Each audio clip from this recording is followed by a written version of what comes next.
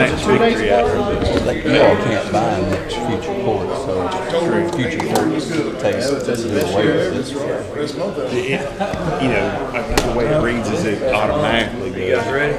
Well, I mean, Jamie, glad to see you. Jamie, glad you're here. Thank you. No. Hey, you're upright.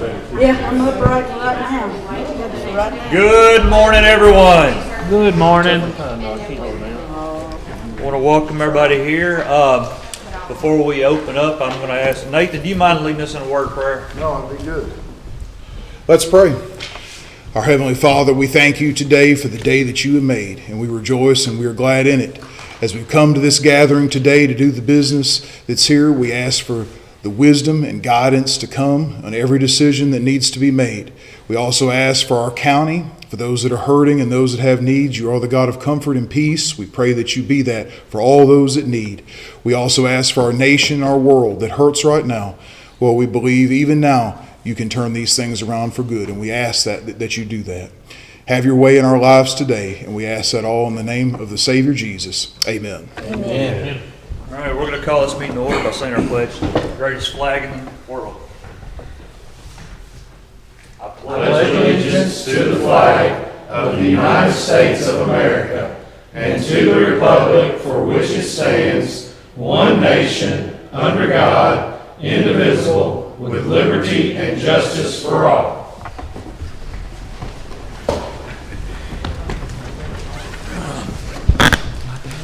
Good morning, everyone. Thank you all for being here. As we start, I need approval for the minutes. So moved as presented. I have a motion and a second. All in roll call, please. Sorry, wrong meeting. Davenport. Yes. Goodwin. Yes. Wilcutt. Yes. Harper. Yes. Crawford. Here. Yes. Bolden. Yes. Bates. Yes. We have an amendment to the agenda to add the first reading of ordinance number 23-230-04, an ordinance relating to certain amendments to the personnel policy and procedures. So moved. Have a motion Second. and a second. Roll call. Davenport. Yes. Goodwin. Yes. Wilcutt. Yes. Harper. Yes. Crawford. Yes. Bolden. Yes. Baker. Yes. All right. Next up, we have Greg Meacham, representative in the Little League Association. He's going to address the court. Come on up, Greg.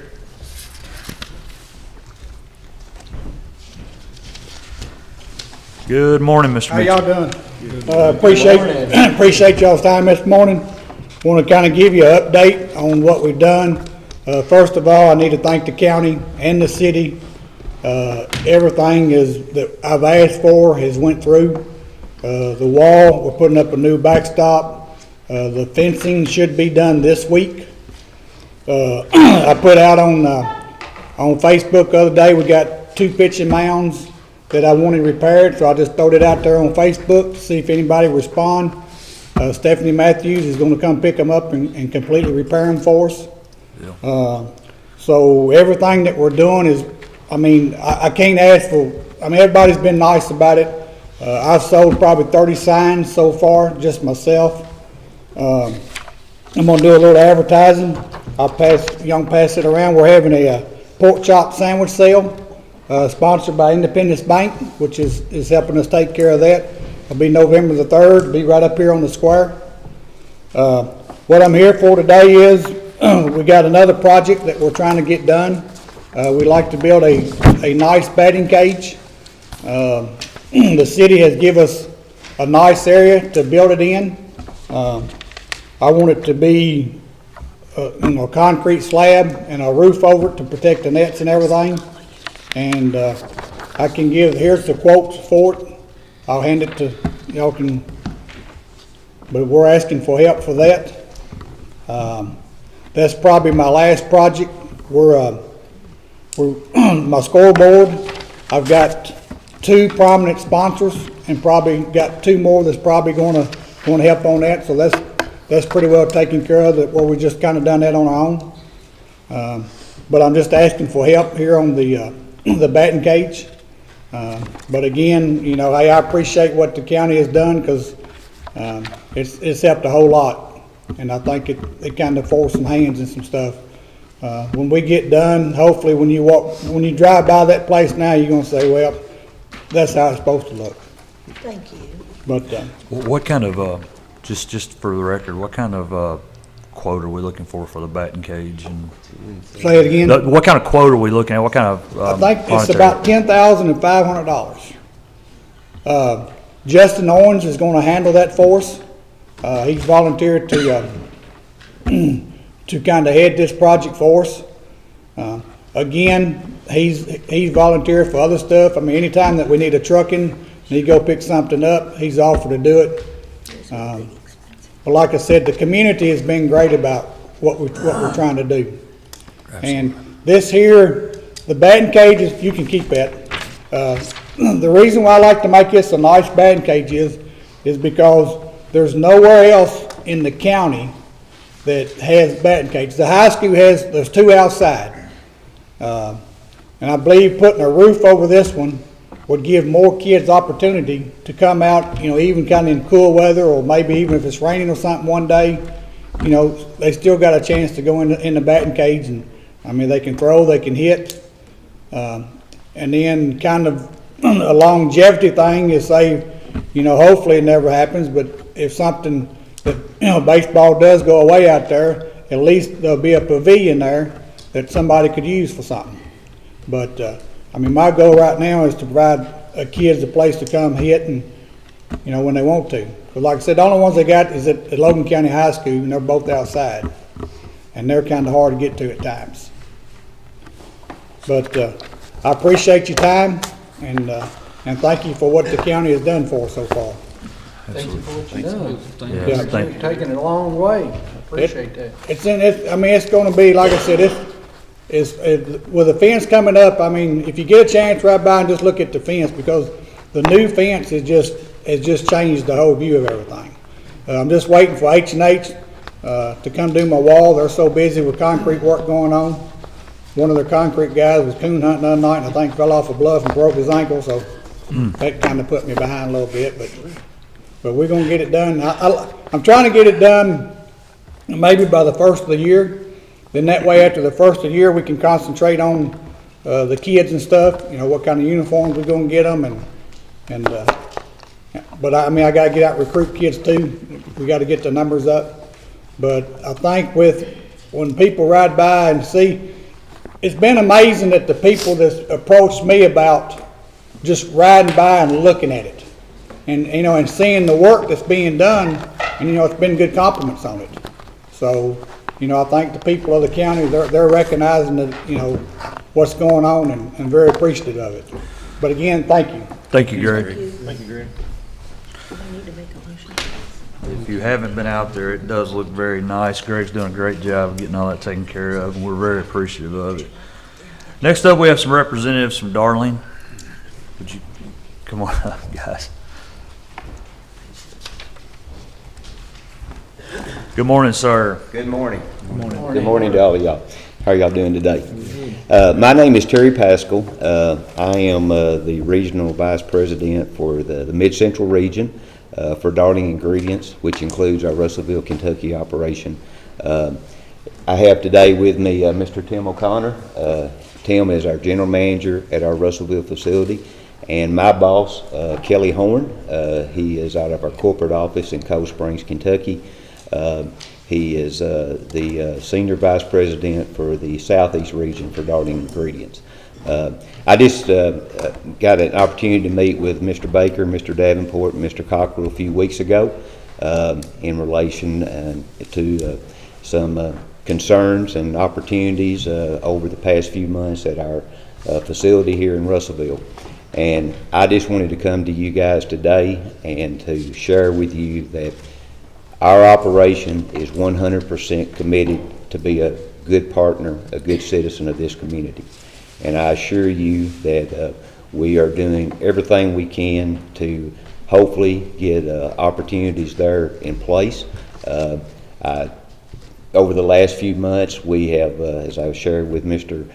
Baker, we have had some outside experts come in There's always room for improvement, always opportunities, new technologies come out.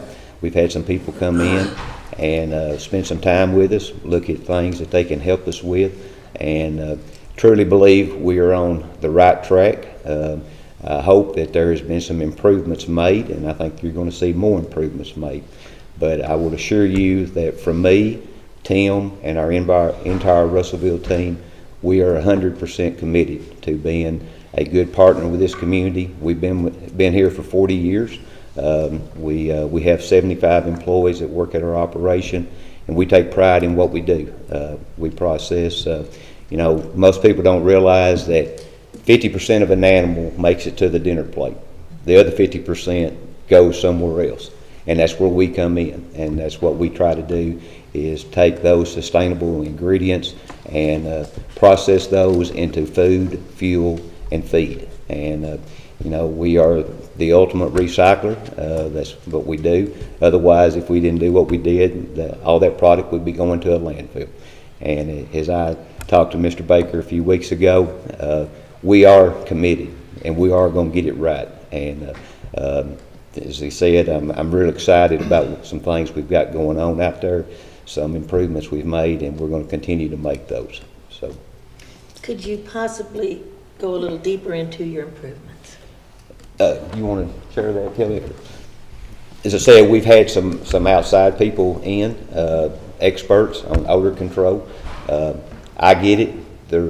Only the results matter, and doesn't matter how hard we try, how hard we work. Our job is to take care of it. And during that time, we've tried to not leave any stone uncovered of opportunities and areas that we can improve upon. So, thanks, Terry. Hey, good morning, guys. Appreciate you giving us the opportunity to come and address you. Wish it was better circumstances that we're addressing you, but nonetheless, we're here and we do want to talk to your concerns. And basically, I would say to you, your concerns, we share those same concerns. Okay. I live in a community just like this, okay? I live and I work in that community, okay? I want to be what I do for a living to be something that my family is proud of, okay? And I want the employees here to be proud of what they do, okay? And so I've got about zero tolerance for odor, all right? My children grew up in a small town. Currently today, my daughter works in a high school 1 mile from the plant. She goes by there every day, okay? I don't want her to have to answer questions or have people, talk about how bad her dad's work smells, okay? And I don't want that for my employees. So I can't probably convey any more conviction to you how much we want to make sure this problem is addressed for you. It is not your problem. It is our problem. And it is our problem we will resolve and we will fix. So what do we do? What are we going to do? And what are we doing? So let's, again, we want to make sure that we're a positive asset to the community. I really can't afford for it to smell simply because I want to attract the best employees and the people I can, okay? So it's in every bit of our interest to make sure that the plan is something that the people want to come work at. You understand? So it's built in that we want to make it good to a certain extent.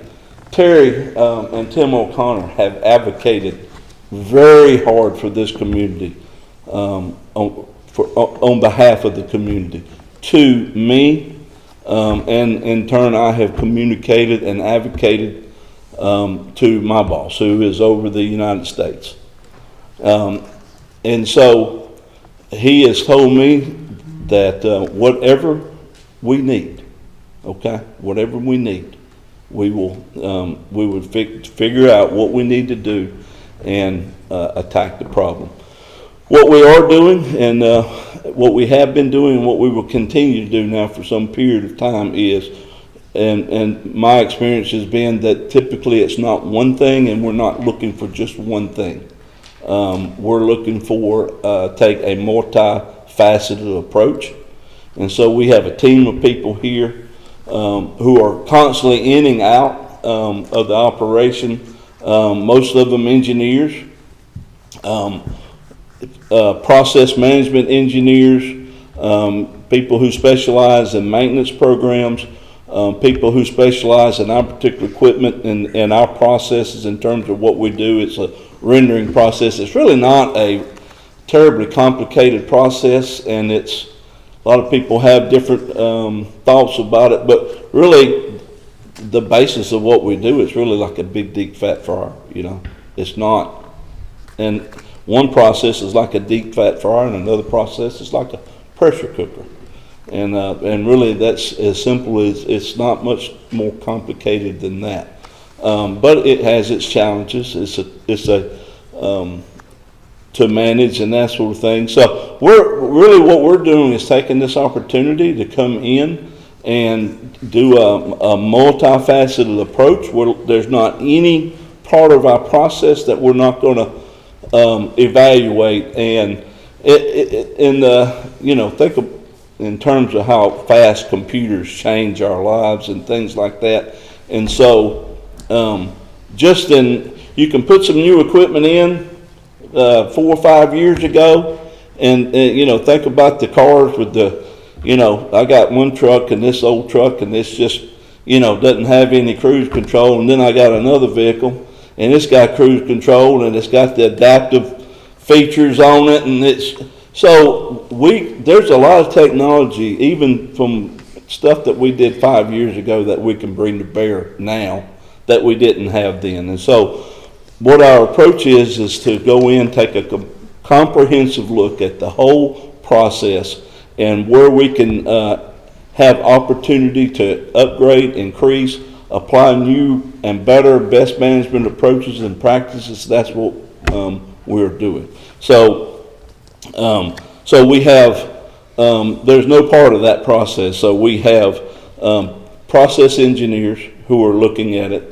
We have wastewater professionals who are coming in and looking at our wastewater. We have air treatment people who are coming in and looking at our air treatment. We have people who specialize in maintenance of the plant, computerized maintenance programs and systems and processes coming in and looking at our process. So very comprehensive look at what we do, and hopefully you've seen some improvement. I've listened to the meetings here that you've had. It's very important to us. Terry has sent to me, and we have listened to the discussions that you've had, and I hear your concerns, and I share those concerns. And we want to make sure those concerns are addressed so that it's not a problem at all. Couple of, myths, so to speak, that I would dispel maybe is we don't have a switch that we turn on and off because it costs too much. That's not the case. Our system is integrated. It can't even run without everything running like it's supposed to. So I know it does seem at some point in time that we've been called and then it gets immediately better. And sometimes that is the case, okay? Because we can go out there and find something, and that's one of the things I want you guys to really convey to you. We really want to partner with the community. We encourage people to call us when we smell, okay? And the reason for that is quite honestly, we have spent a ridiculous amount of money and capital investment into equipment for it not to smell, okay? And so when it does, we want to know it, because we want to be able to go back. We have a very formalized process so that when somebody calls us and complains and tells us they're smelling, then we have a process that we walk through, okay, our equipment and our processes to see if anything is out of order. Maybe it is, maybe it's not, but we want to know. It triggers us to be able to look. We're always looking to review, but if you can take the time of day and all these different parameters and look at it, and we don't just look at it ourselves. We send that to a group that work in the office with us, and then they dig into it and look at it as well. So it's a very comprehensive look. Again, we have a huge capital investment in equipment out there, and we want to know, we want it to work. I mean, it serves us, it does us no good to be in a situation like this. Okay. But recently, you've made some changes recently. I like to think so, yes. That will help, that certainly have helped. It's a constant ongoing process, I think, that we look, it's a lot of moving parts, as I guess, put it simple. I mean, so we look at a lot of different things, and we don't just walk around and go, for like a simple explanation, and go, that's not it, that's not it. We want to go, we look at each process and it says, can that be done better? Can that be done more efficient or more in a better way? Is there a better management practice that can be applied to doing that? And then we're going through and we're implementing. So ideally, you will see some improvement. You will see continual improvement. My goal is for you to consistently not smell us. Consistently not smell. That's our goal too. I know it's your goal too. So be happy to answer any other questions. So you know, it's been a smelling journey. I mean, let me just go ahead and tell you that. But when I first started on court within the first year, previous judge and I, we went and met with Mr. Key, and I think it's his last name, right? Chris Key. He was the manager then. And, you know, we were excited to learn that they were, the capital investment you were talking about, part of it was like $1.2, $1.3 million or such. I can't remember for the RTO. And so it's going to take about a year or so to construct that. So, you know, the can kind of got kicked down that road for about a year and a half. And then when the RTO was in place, I would say for the first year to year and a half, things were really good. I mean, you might smell just a hint of it a little bit, but so then it's like, okay, it's fixed. And then now we're back, back to square one. And, we want to coexist here in this community with you guys. Absolutely. There's no doubt about it. You provide 75 jobs, and in the industry that you're involved in is a good industry. But there has to be a balance to where it's good for our community in some ways for providing jobs, but the way things have been recently, that does not overweigh the hindrances it puts on our community. So, when people can't go outside and enjoy themselves, they're going to look for somewhere else to move. I mean, I've been here all my life, and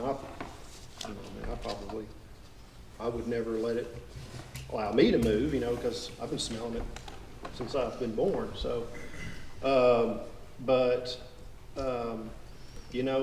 just at a point, I think.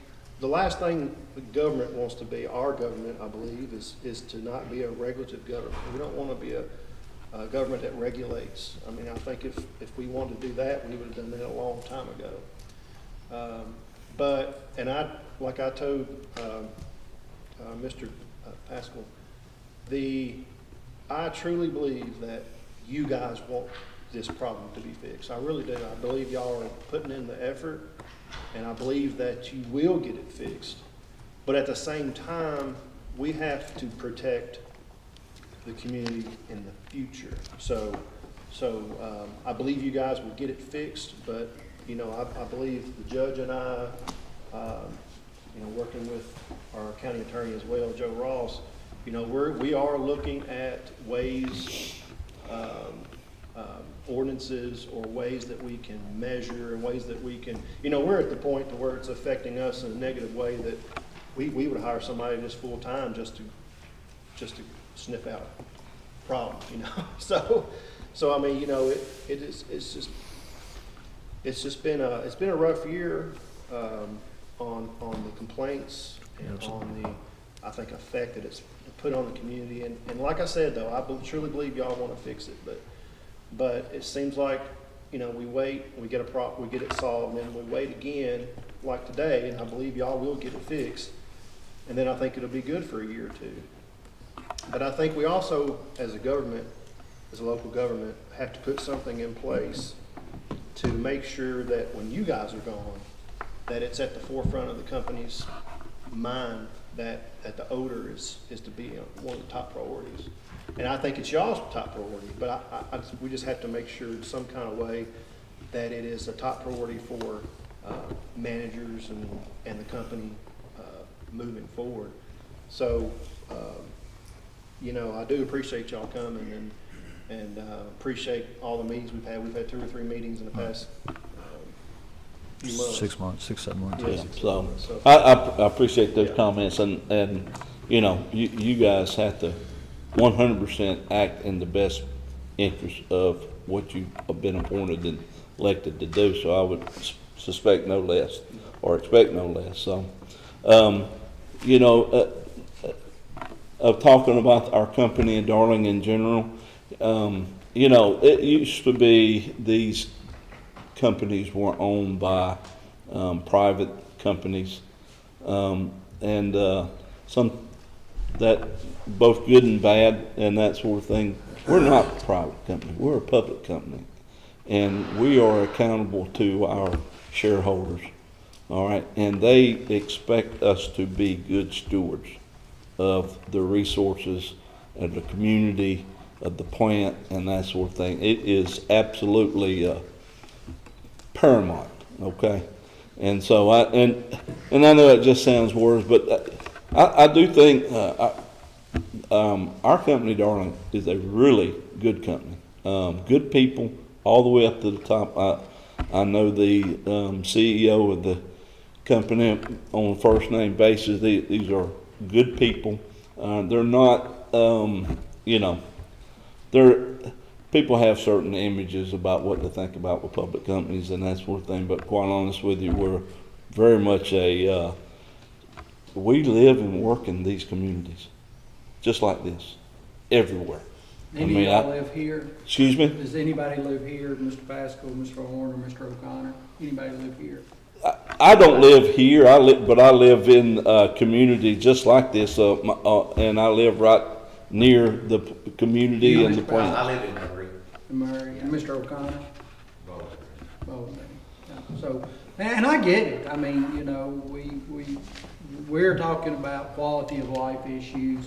There's no doubt, I've lived here all my life. I've taken dead cows there many a times, you know. I mean, it is a service that's needed. Nobody wants it in their backyard, just like you know, an animal shelter. We need an animal shelter, but nobody wants it in their backyard. I get it.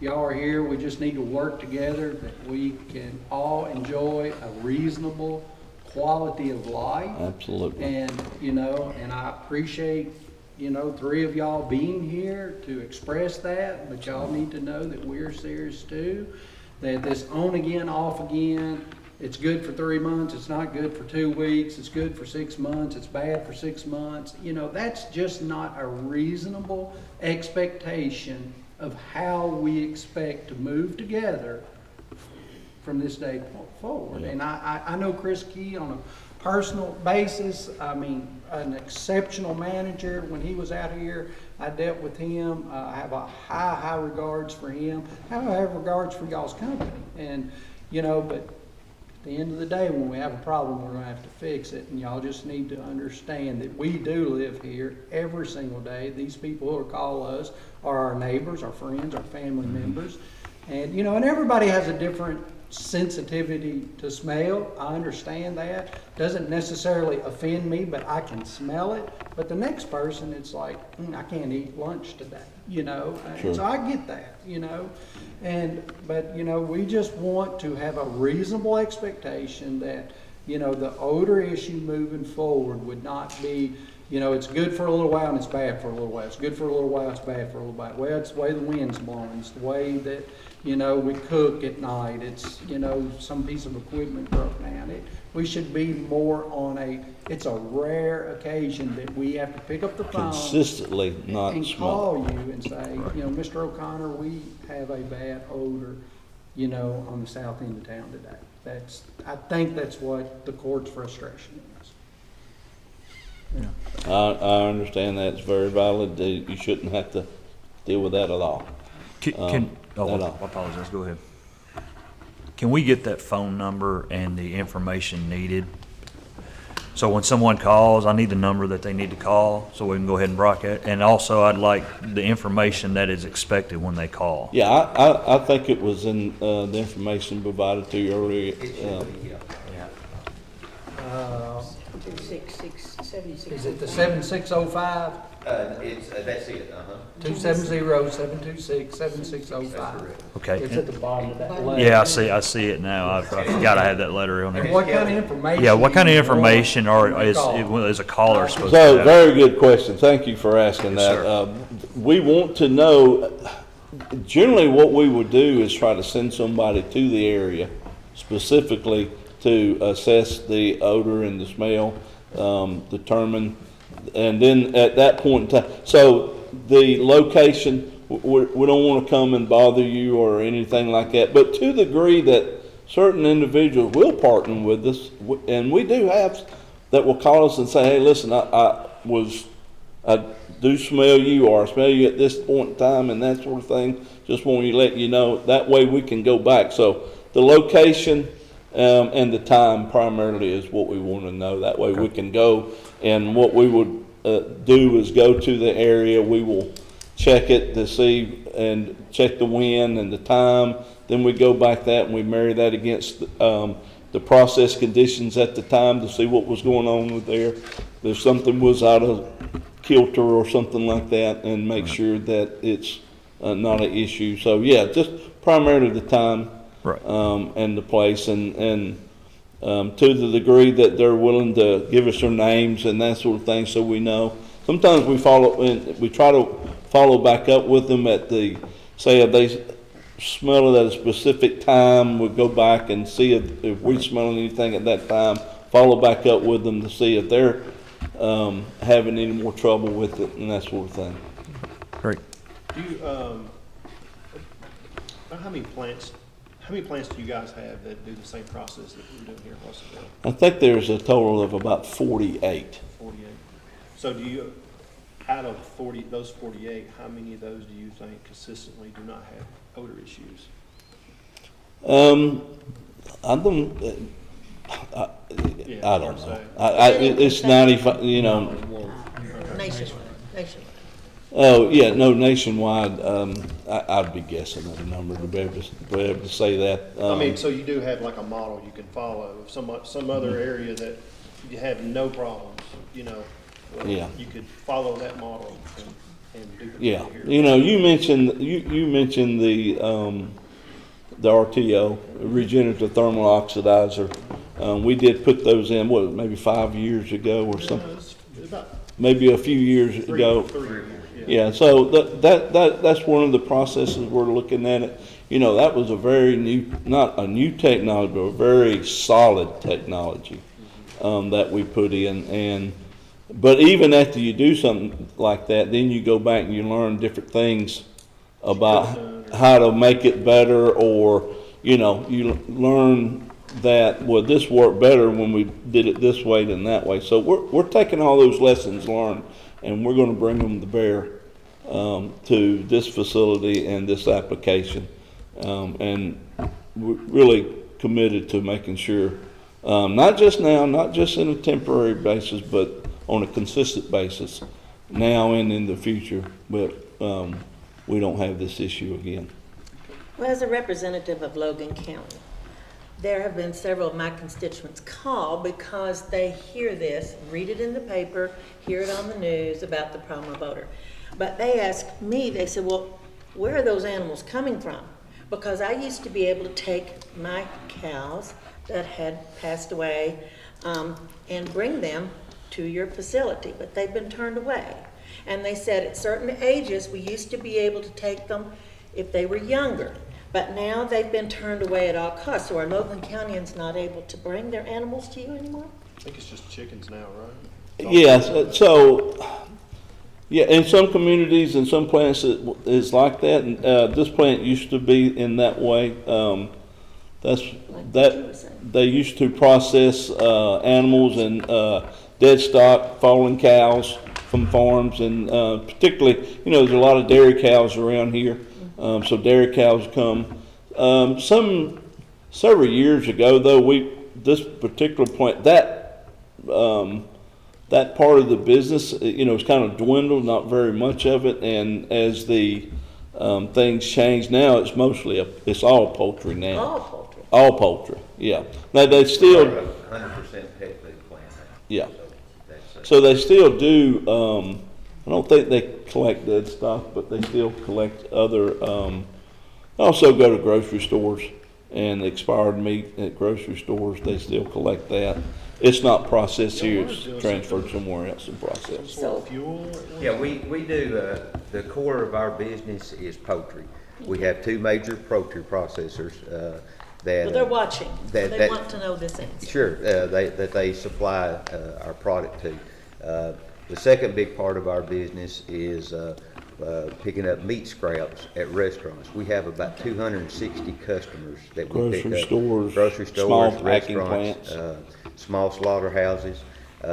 Then we have about 6,200 customers that we pick up their used cooking oil. And we pick that up in Western Kentucky, Central Tennessee, Southern Indiana, Northern Alabama. And bring it here. And bring it here and process that. That in turn goes, we make that into renewable diesel. And we're in a partnership with Valero in Louisiana and Texas. I'm very and familiar with Valero. we process about 1.2 billion gallons of renewable diesel a year. And a big part of that is the used cooking oil business. Well, I think the general impression was that local people could bring their livestock, like Right. Thomas just said, but they can no longer do that. Right. So now they're being told they have to burn it on a burn pile or bury it, which of course are environmentally big, Sure. fat no-nos. Yep. So, what do I do? And I said, well, I don't know, but I will ask, but no longer is this a facility for livestock We other don't do than it cattle. anymore, no. I mean, other than We aren't chickens. allowed to bring it Other on the than chickens. property. Okay, well, probably from the EPA. Yeah. So, From okay. a pet You're food watching, standpoint. you've heard the answer. Okay, thank you.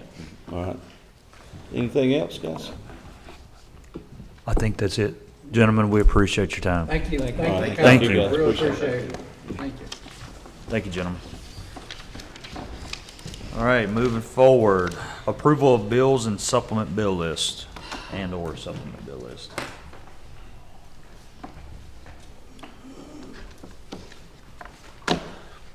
Motion to approve the bill list as presented. Have a motion, do I have a second? Second. Any further discussion? If not, roll call, please. Davenport, Yes. Goodwin, Yes. Wilcutt, Yes. Harper, Yes. Crawford, Yes. Bolden, Yes. Baker. Yes. Next up, treasurer's report. Miss Amanda. Good morning, Court. Morning. Don't have a whole bunch for you today, but I do have a list of budget transfers that we need to get approved. Motion to approve budget transfers. Second. Have a motion, second. Any further discussion? If not, roll call, please. Davenport, Yes. Goodwin, Yes. Wilcutt, Yes. Harper, Yes. Crawford, Yes. Bolden, Yes. Baker. Yes. And I do have some cash transfers today. We need to transfer $30,000 from the Occupational Net Profits Tax Fund to the General Fund. So moved. Second. Motion, second. Any further discussion? If not, roll call. Davenport, Yes. Goodwin, Yes. Wilcutt, Yes. Harper, Yes. Crawford, Yes. Bolden, Yes. Baker. Yes. We need to transfer $35,000 from the occupational net profits tax fund to the jail fund. So moved. Second. I have a motion and a second. No further discussion. Roll call. Davenport, Yes. Goodwin, Yes. Wilcutt, Yes. Harper, Yes. Crawford, Yes. Bolden, Yes. Baker. Yes. We need to transfer $20,000 from the occupational net profits tax fund to the LGEA fund. So moved. Second. We got a motion and a second. Any further discussion? If not, roll call. Davenport, Yes. Goodwin, Yes. Wilcutt, Yes. Harper, Yes. Crawford, Yes. Bolden, Yes. Baker. Yes. And we need to transfer $30,000 from the occupational net profits tax fund to the 911 fund. So moved. Second. Have a motion and a second. Any further discussion? If not, roll call. Davenport, Yes. Goodwin, Yes. Wilcutt, Yes. Harper, Yes. Crawford, Yes. Bolden, Yes. Baker. Yes. And that's all I have for you. That's today. it? Thank you very much. Thank you. Thank you, Amanda. Next up, roadwork request, District 1. District 1, continue maintenance. Appreciate everything, Kelly. District 2? There's a sign on Garrison that when it was cleaned, it was knocked over. It's on the right-hand side of Garrison. That needs to be put back up. There is I was called to ask if there was any kind of way that a speed limit sign, like 35 miles an hour, Kirby Road at Sam Mason. There's a lot of people that are walking because that's a dead-end road, so they go there and walk. And there needs to be some kind of speed limit sign right there on that curve, like if you can put it on Sam Mason, whatever, but it needs to be facing on Kirby. Also, there is an extra stop sign that I found. It's in the side of the woods on Thomas Road, and it's an extra stop sign that was a post and all in there. So, and thank you for everything y'all are doing. I know y'all are short, and Absolutely. hope your dad gets better too. You think you can find some of my road signs? I've been looking. They got rid of Jason's sign. Yeah, they took it and just threw it out. Yeah. They knew they were in trouble. That's funny. Thank you, Jamie, and I'm glad you're feeling better. Thank you. Yes, we Glad are. to be here. Thank y'all. District 3? Yeah, I was going to reiterate, I'm very glad that Tyler and Jamie are here because I could not get used to Shelley calling my name first. At the last minute. I guess this may be a question for Amanda, but I was just noticing District 2 versus District 3. You know, of course, I know me and Jamie share a road, Joe Montgomery Road, and of course it has the same items listed. So is that like, what does that mean? Like when there was $2,200 worth of expenditure on Joe Montgomery Road, but of course it's listed under District 2 and District 3. Does that mean anything really, or? I don't The know. cost, is that what you did? It was 4,400 and you put 2,200 towards District 2 and 2,200? So it's just a split cost on Do the, those costs come out of when we talk about our road, or is that totally? It's just general maintenance. I just happened to notice it was the exact same road and exact same figures listed under both. I was just well, curious. we can put it all on you next time. I'll help Jamie. Thank you, Chris. Well, if it doesn't come out of our road People fund. helping people. Okay. Right. Sorry, side note Rock there. and signs, and that don't come out of the asphalt money. Well, speaking of signs, I thanked Kelly already for the 9-foot tall sign that he has reinstalled at Bean Road for the upteenth time this year. And I really wish I could be there to witness anybody that tries to steal it, because Drove through there the other day and I just was like, what is that? And I was like, they done put a 9-foot sign up. I'm interested to see that one. I told Kelly, I would, I would like to know, I'd like to everybody to know that is not a challenge. 18-year-old That is not a challenge. Let's get Todd County Well, we won't discuss and where they're headed that way. we won't discuss where the hidden cameras are. So cameras. we won't discuss where Kelly put the hidden cameras. So for those listening. That sign is history. But in all seriousness, thank for guess we'll have to go to for all the 12 foot tall. work, and thank for taking care of the speed limit signs. One question I do just want to ask the court, just in general, is just for it to be heard, we do not do speed bumps. Correct. Okay. Right. I just want that, as Ann says, for those that may That wonder are listening. I knew that was not. Or no children that play. Yes, no children that play signs either. That's a hard one. Okay. Just want to reiterate that. You good, Chris? Yes. All right. children at play. Thank you. District 4. Cecil Ashby, I need to do just a little bit of patchwork on it. And then just the Lewis Lane deal, I don't know if you've ever done a formal evaluation of it, but I probably need to get the formal evaluation with the length of it so we can roll on it. But other than that, everything looks good. Thank you very much. District 5. I've already spoken to you, Kelly, about the things, but because they're watching, we have discussed Shaker Bend, the runoff there, and we have discussed the cutting of the overhang, which you've already said is going on today. And then on Locust Bend, where they've got that Locust Grove, excuse me, where they've got that low area, that poor young man's field floods every time, and we're gonna try to see what we can do if possible. So, for those watching, thank you. Thank you. Otherwise, thank you for everything. District 6. Open up the ditch on the south side of West Valley Drive from the top of the hill down to Mr. Ferguson's property, as we looked at yesterday. So I spoke with the caregiver. She said she would let everybody know, but to her knowledge, everything would be fine. And I told her we'd be in the right of way anyway, but we had to do it all the way across her property and down to here. So, and she said she understood, so she would let the children know as well. All right. Thank you all. I need Continue a maintenance, thanks very much. I need a motion and a second to accept road work request. So moved. Second. I got I did forget to mention, Sheriff, on Homer Road,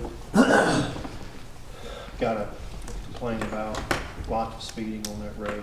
I'll get you more specifics on the time frame, but I think it's closer to the beginning, right there where the barns and stuff are. Oh, yeah.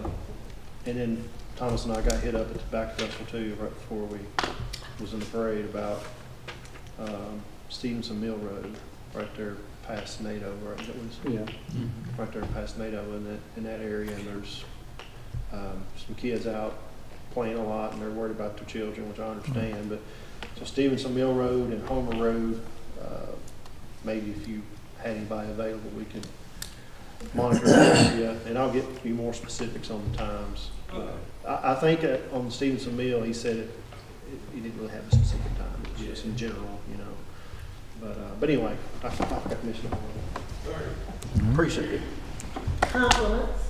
On my way to court this morning, I passed one of your deputies in the sheriff's car with a guy pulled over, given a ticket for speeding from Logan County High School Road up to the intersection. Good job, because they speed there really bad. Yeah. They were out there doing some of that. They had a couple of things going on out there this morning, so they were pretty busy. Good for you. Thank you. Glad you get people who can do it. Okay, I've had a motion and a second. No further discussion. Roll call, please. Davenport, Yes. Goodwin, Yes. Wilcutt, Yes. Harper, Yes. Crawford, Yes. Bolden, Yes. Baker. Yes. All right, next up is elected officials, and I'm going to take advantage of this being first, and I have a personnel action request for Shane No. He's currently employed at the road barn. He just got a letter, been working on it since we hired him, trying to get a letter of his years of requests, so we're just bumping him up to actually give him a better, actually years of service, I guess what you call it. Get him his years of credit. Get him his years of credit, thank you. We've been waiting on, the previous company to get him that letter, so we had, you know, knowledge of it, or, you know, written word, and we just got it. Did y'all want to see this? 6 years. 6 years? So just on the base?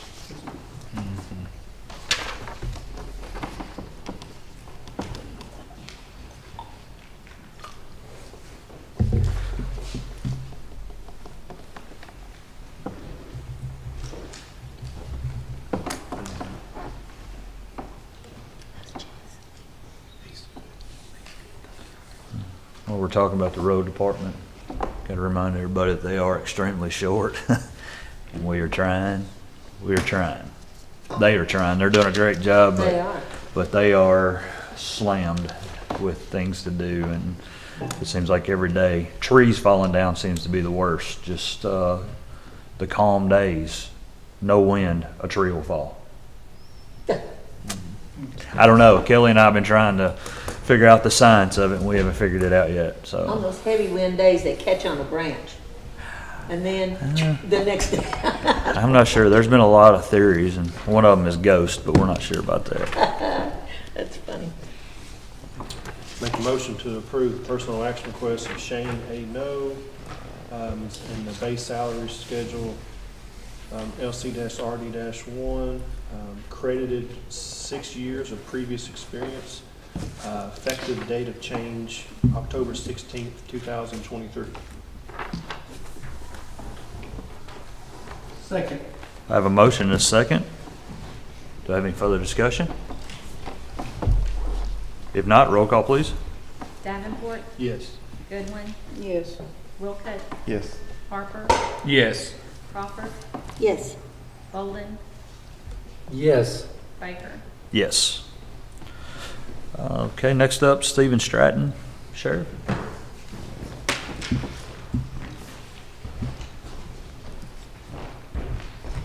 Good morning. Morning. Got a personnel action request for Jesse Morris. This is where he transfers from a academy deputy, basically a trainee, to a certified deputy. So it's just following the pay scale there to move him into the certified deputy category. So are you still short? Yes, 2. Too short. Yeah. I'm so proud of you all. That's wonderful. We're getting there. We're getting there.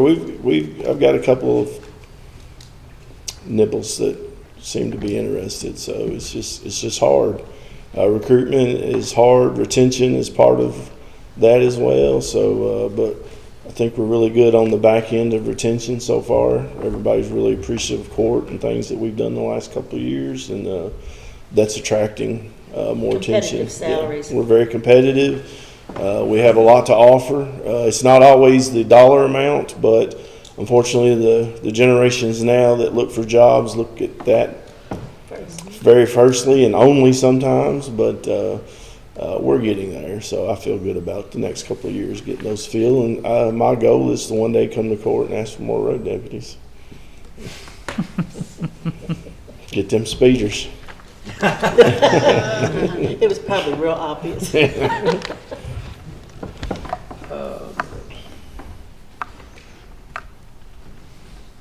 Hey, on the heels of that, just a compliments to your SROs. I mean, I know 4 of the court members got some affiliation with schools, spouses, or employee-wise, but Yeah. I know my wife brags on hers at Olmsted. Yeah, no, we are super, super blessed. We do have some very, very good SROs, and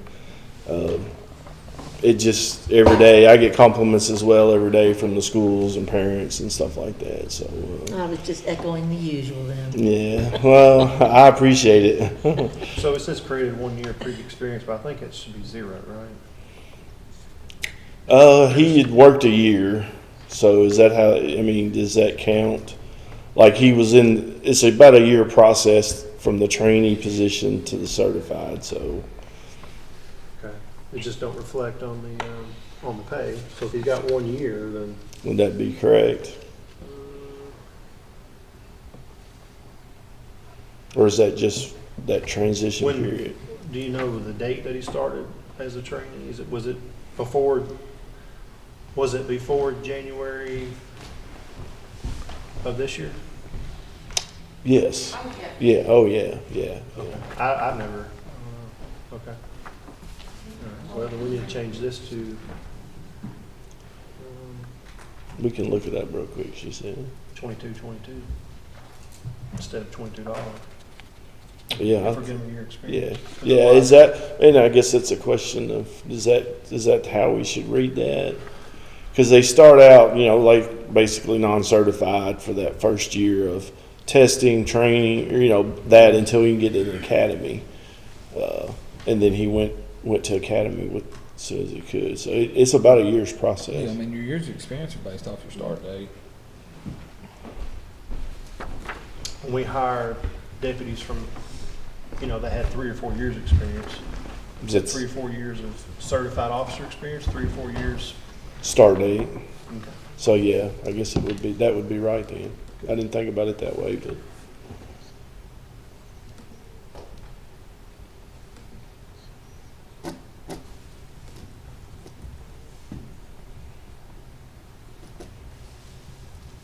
Most agencies, when they hire, they usually hire close to their academy date.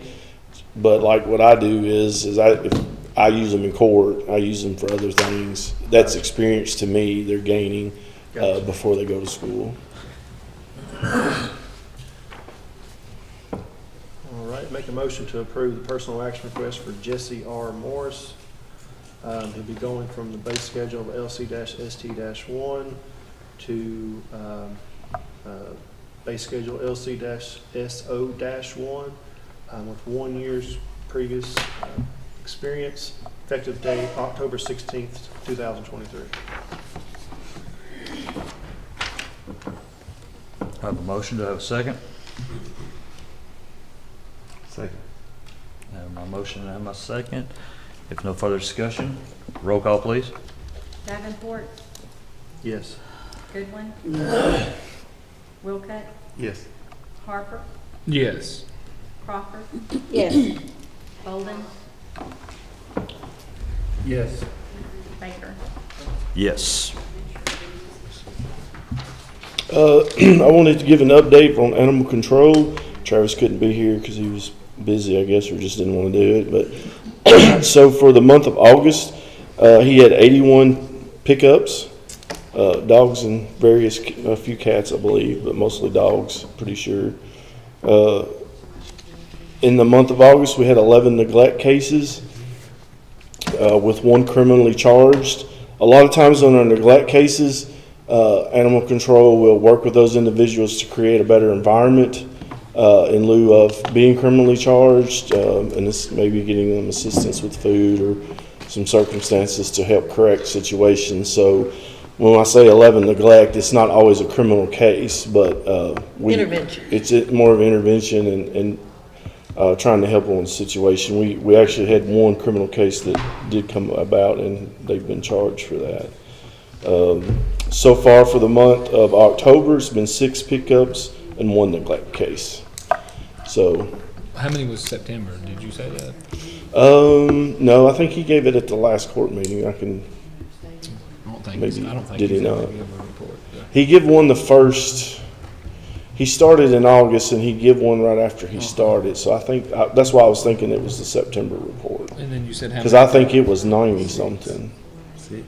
His first, I believe it was his And first. only 6 in October? So far, yeah. Month to month. Yeah. People started noticing. Well, That I might think have been some because catch-up. right, a lot of that was catch up on complaints, and like I said, we went back on complaints that were already there when he started, and he attacked those. So honestly, we may see those numbers come down a little bit in time, but. One day he can go and it's 14 dogs, so they can go quickly. But just to give you kind of some idea, he's very busy and a lot of calls, and that's just what he's picked up. I'd say the number of complaints that he's went to has probably been in the hundreds, just to follow up on. A lot of times we get calls of dogs in neighborhoods running, and he gets there and you can't find them, or he has to go back, and he works with the caller on, hey, if you see it again, if it's a catchable dog, grab it and I'll come get it, stuff like that. So a lot of times he don't pick up dogs. So he's putting in some miles and answering a lot of complaints. They're just not always pickups though. So I think that's just as important as the actual pickup number. So I didn't realize the need was that bad. it's a service that it's very needy. I mean, it's a very good service that the county provides, and it's needed. I mean, people appreciate it. It's just, you got to stay on top of it.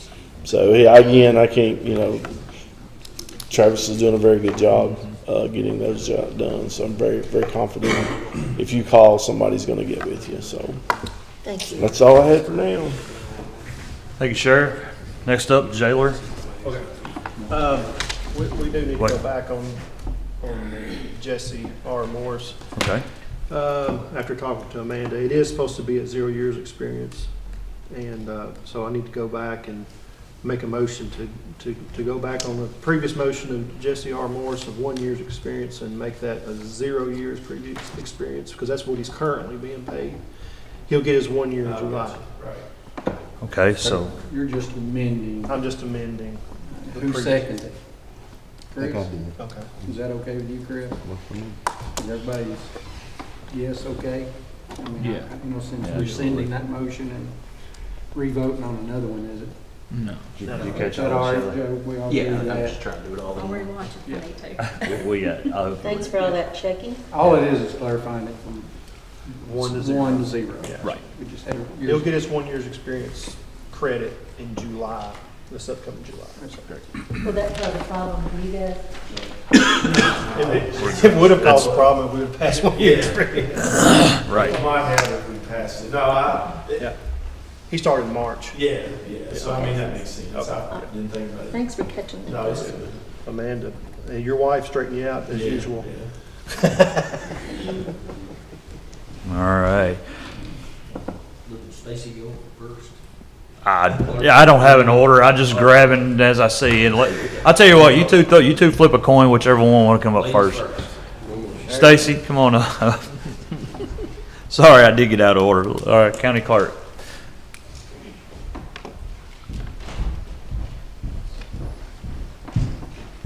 Good morning. Good morning, Stacy. Don't really have a whole lot for you this morning, but I would like to just run through the election plan again with you real quick since we're gearing up for that. We will start the in-house excused absentee voting tomorrow. So you come to our office between 8 and 4 and vote there if you're unavailable November 2nd through the November 4th dates at the Extension office, or if you're unavailable on November 7th, which is Election Day. So again, tomorrow we're going to start at the county clerk's office at 8 a.m. You can vote there if you have an excuse for why you wouldn't be able to vote anywhere else. Then we're going to start in next Thursday, which is November 2nd. We'll be at the Extension office. That is going to be 8 to 4 as well. And when is that? On November 2nd and 3rd will be 8 to 4. And then on the 4th, which is Saturday, it will be 6 a.m. to 2 p.m. that day. And then also, of course, we have our location set up for Election Day for everyone to go vote at the Extension office. We'll be at the Lewisburg School. We still going to be at Logan County High, Tyler? We still good with that? Okay. Logan County High School. You know, I would double check with Mr. Smith and Mr. Spears again, but Okay. yeah, I told them that there's, Yeah. that's a done deal, but in Yeah. May, we're going to look at the other location. Maybe, yeah. Okay, so Logan County High School, Auburn School Gym, and Adairville School Gym. So we have Extension Office, Lewisburg, Auburn, Logan County High, and Adairville. Of course, any school that's going to be in their gym. If it does change at the last minute from the gym to like a cafeteria or something, we'll definitely have signs and things up to let people know. There's construction over it, for people that know. Yeah, there is going to be some construction, I think, happening at Logan County High School, so we need to maybe just be mindful of that, but we will have something to direct people on where to go. Shut down so we can vote. Okay? We're just going to have to hold construction for a day, brother. Did they realize that, like, They take tax money. We gotta have elections there. That's how the state sees it. If you accept tax money, we can vote there. We can have election day there. That's how the state sees it anyway. Okay, so then also on, we also have, today. Today is the last day to be able to, request an absentee ballot by calling our office. And if it's okay, I'm gonna go ahead and shoot out our phone number. That's 270-726-6061. And if you prefer and you like to do things on your own like I do, you can go online at govote.ky.gov, and that's a very simple process. You can go online and order that absentee ballot, but today is the last day. 4 p.m. is the last chance you get to do that. Okay. Don't forget Saturday.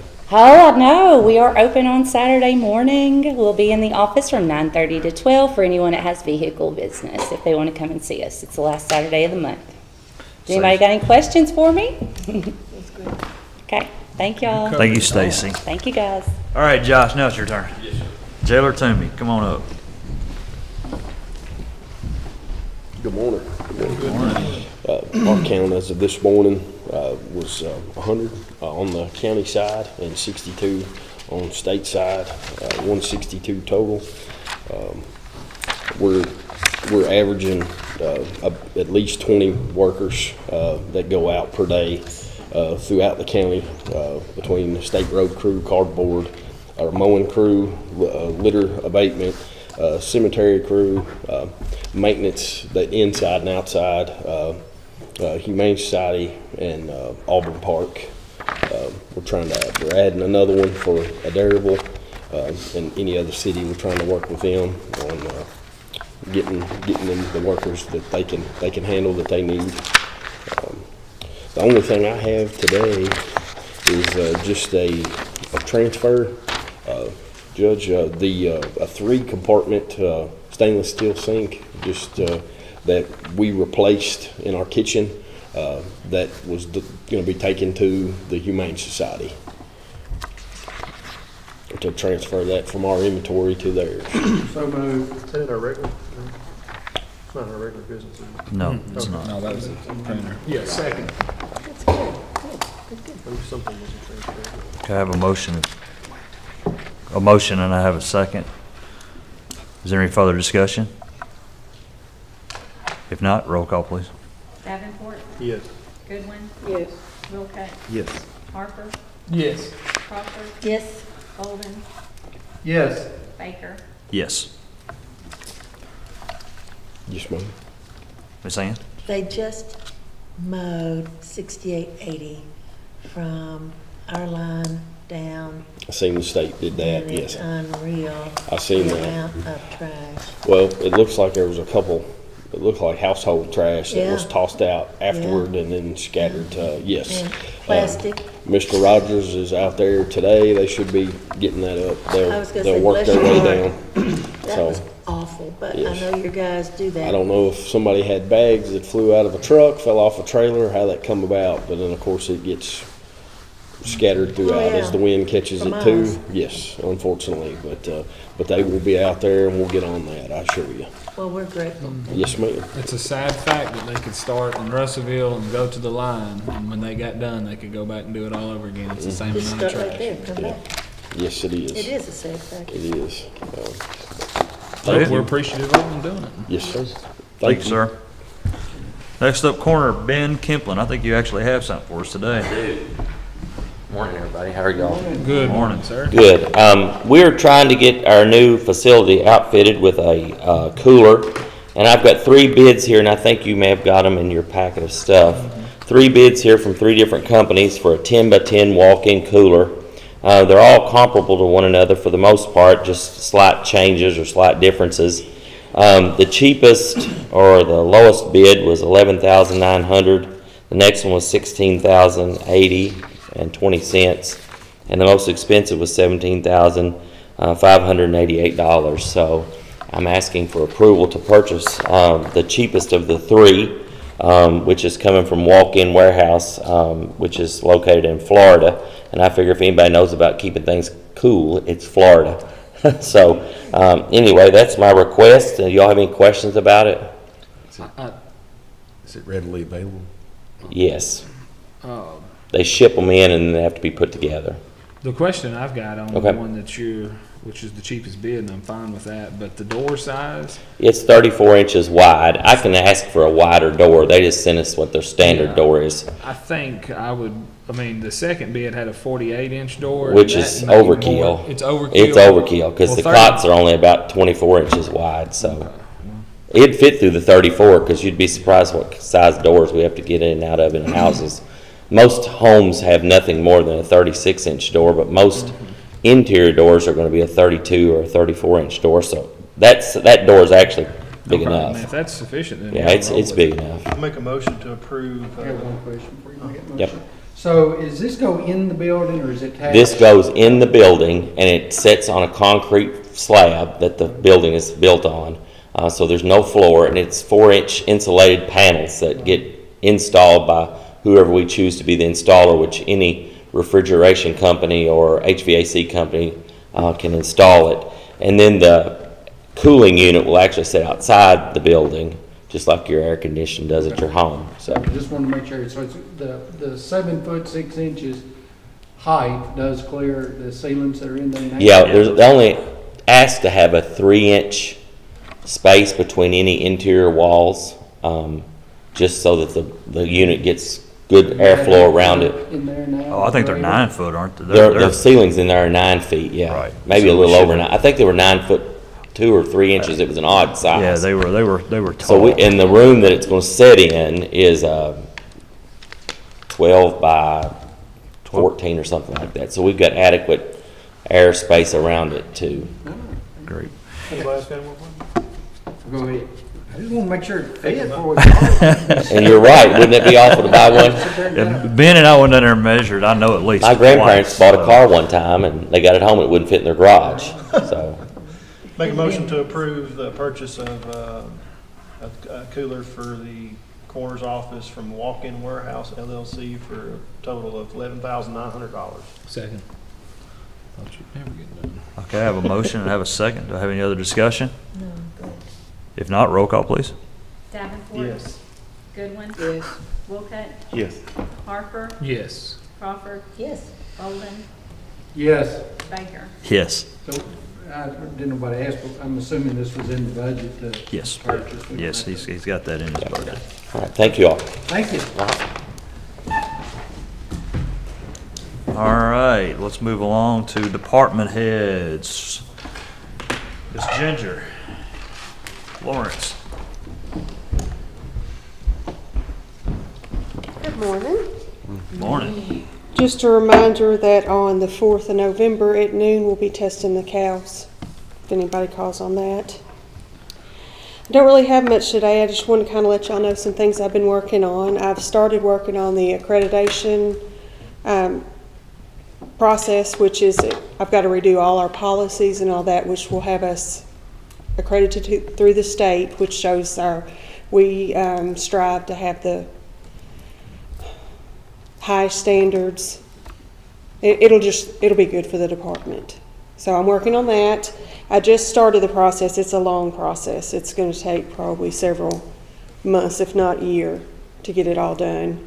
There's a couple of 911 centers in our area that are accredited, and I've been working with some of them for some help on that. I know the Sheriff's Department has started their process as well. So it's just something that we think will be good for Logan County and something we want to do for the citizens. To be accredited. Mm-hmm. No, I agree with you. Amen. Any questions or anything? That's all I got. Thank you, All Junior. right, You're thank you. Denise Shoulders had to leave. Solid waste, Nathan. If y'all have any questions for me, no news is good news. Have you checked on the Riverview issue? It's been a little bit, I'll check back on that just as soon as I can. Please, thank I you. sure will. Please. I sure will. Anything else? No, not right now. Oh, Aaron Lane, there's a house towards the end. You've been there before. They've got like 2 or 3 couches laying Okay. around that the neighbors called me about, and I I'll check think it. the trailer right there on the left is getting bad again, so I don't know. On Morgantown Road. We are working on that. I'm actually working with county attorney on that at this point, so. I appreciate it. Thank you, Nathan. Absolutely. Thank you, Nathan. Appreciate you.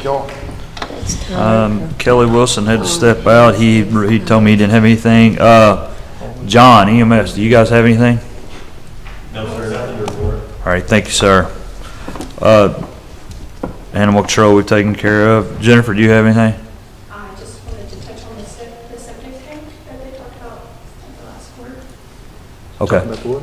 It'll just say Septic tank. Oh, septic tank. I saw we paid the bill to get Yeah. that. I just wanted to say that it was drained right after court. It wasn't quite full. It was up there, but they do have an overflow inside so that it should never back up into the actual kennels. There's like an overflow which will make it go out into that. So that's been addressed. The contamination of the water was Yes. the big thing. Yes, and it's not backing up into the kennels. It's being collected into the septic tank. It's, like I said, it's got an overflow, so if it ever got to that point, it goes down the drain and it's pushed out beyond the grass runs that are there. There's like a gravel area. It goes out there. So the only other thing I was just going to mention real quick, I know we talked about numbers. I just know that in our animal shelter system, I took in 51 animals. That doesn't mean they were all from animal control. That's just for the month of September. One was adopted. 30 of them were transferred to the Humane Society. So they are, still coming in and flowing. And then I did check in with the romaine, because I know that there's a concern about the cleaning. I just wanted to remind everybody that the cleaning system we have is for viruses and bacteria, not for internal parasites. Internal parasites such as Giardia or Coccidia have to be treated with medications.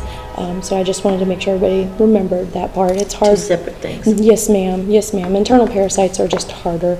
And it's hard. We brought in 50 some odd animals just for the month of September, and we don't know where they're coming from, and it's unfortunate, but you just kind of always have something, and it seems like it's never ending when you don't know where they're coming from, and they're coming from such a wide area of. Well, the main thing for people to know is that the problems you're having now are not a result of contaminated water in the kennels. So Giardia and Coccidia can come from several places. Coccidia is one of the most common parasites. I did a little research. It's host specific, like to dogs or to chickens or to goats. It's just host specific. And they can be contagious before they have symptoms. It's kind of like if we have the flu or strep, we're contagious before we know.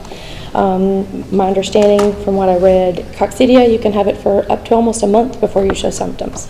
So you get a dog that comes in and one day they look great and the next day it's like, oh my gosh, what's going on here? But that's, again, when you have dogs that are coming from out of all these places in Logan County, it's really hard. Unless you are proactive in treating their Coccidia or treating for Coccidia or treating for Giardia the moment they walk in, which can be expensive, those are things you just generally don't do. You do your dewormer to try to get rid of anything else like that, and you just watch each dog. Some dogs can come in and be fine. It's hard. They come from contaminated fecal water, that's the biggest, but that also comes from soil and food. So it's really hard to 100% say, oh, this dog got it from eating another dog's fecal matter, or this dog got it because it drank dirty water, or this dog got it because it ate something out of the grass. So we had some animals that came in that were potentially eating off a dead carcass because they were found out in the county. So it's just hard to know exactly where these things specifically come from. Yeah. But we do watch out for the animals. We check them every single day and see who could be showing potential signs. All the animals were treated preemptively, just as a safety precaution. Not all dogs had the Coccidia. But, like I said, we do everything we can every day just to make sure everybody's safe. It can be hard. We want them to go out on the grass runs so that they can get some exercise, but that's where you start potentially having cross-contamination. Unfortunately, dogs eat other dogs' fecal matter, and I think that's a matter of protecting their tribe. So if they were out in the wild, there would be a scent that a predator could find. I don't know, not 100%, but that's the way I've always just kind of looked at why they potentially do that. So Thank you. I just wanted to let you know that the septic Well, tanks thank you were very, drained. very much for your effort. Absolutely, thank you. Hope you guys have a good day. Thank you. Where did you see the septic tank pump bill? It was on there. It's on there, it's $450. I've looked at it I've looked for it a million times, I just can't see it. You looking at the right month? All right, let's move on. Judges' announcements.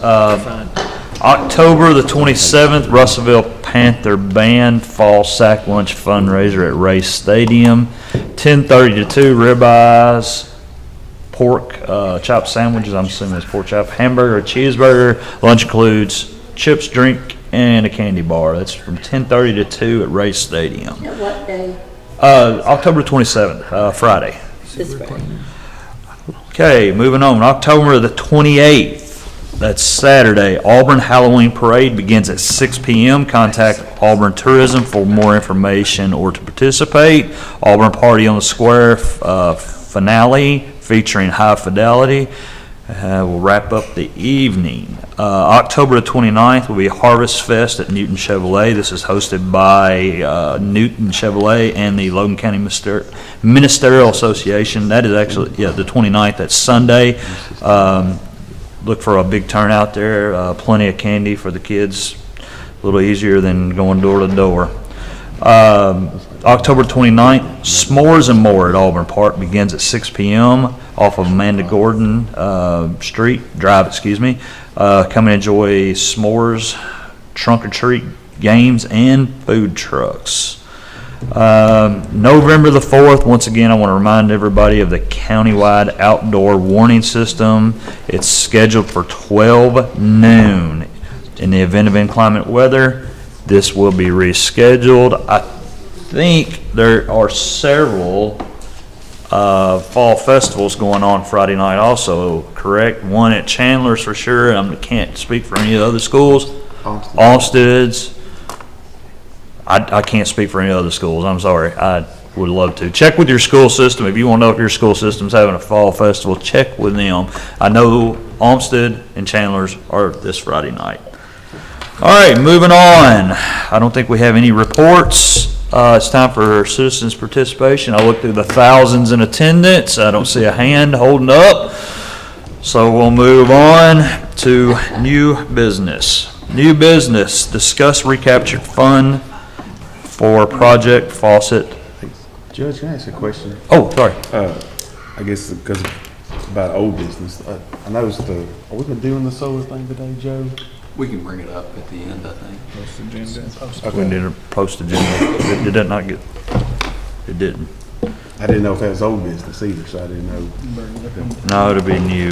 Take a 5-minute recess, Judge? Yes, sir. Before we go on new business, 5-minute recess.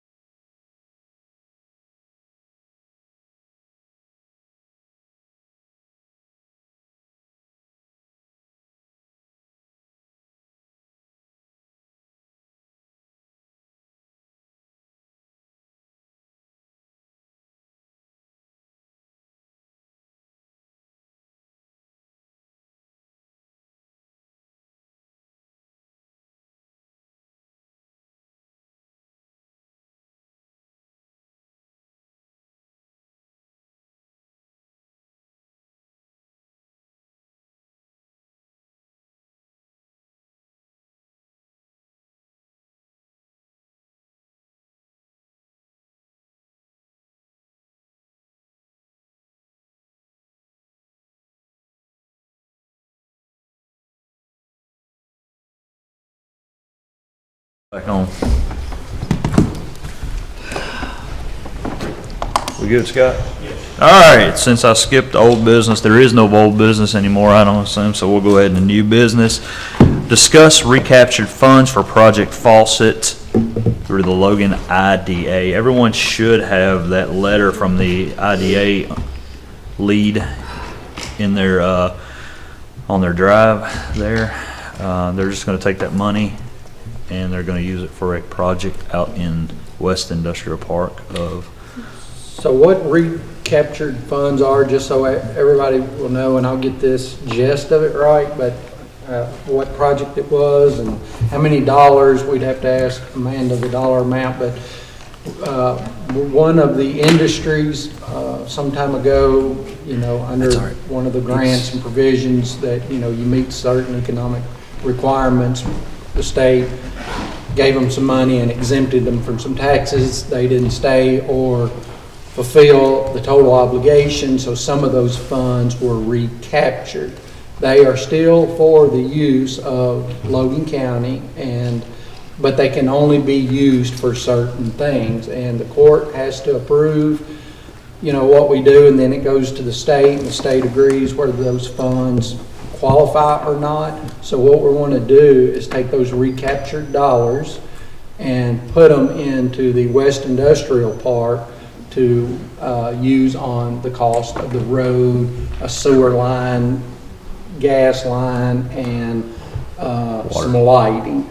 We're probably talking about $2.something million, 2.1, 2.2, 2.3 for the whole project. We're applying for some federal funds.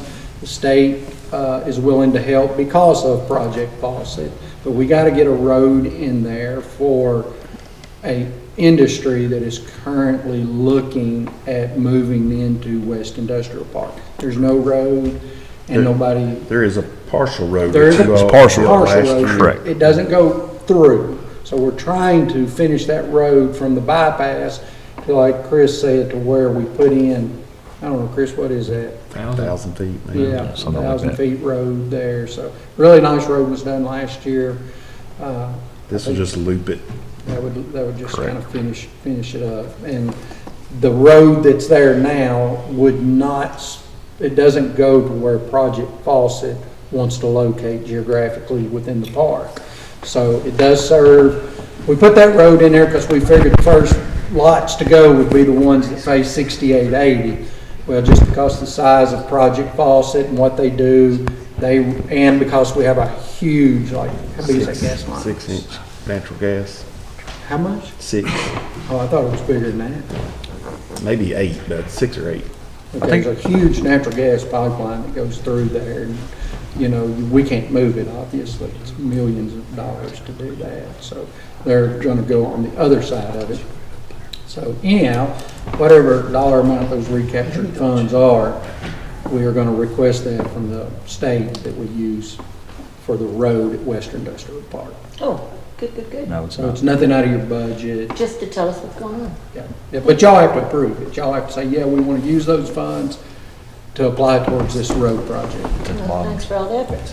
That sounds like you've done all your part. I don't know about that. Do you know how many dollars that is? Are we talking about the economic development bond grant funds or life skills funds? No, life skill funds are gone, right? They were already recaptured.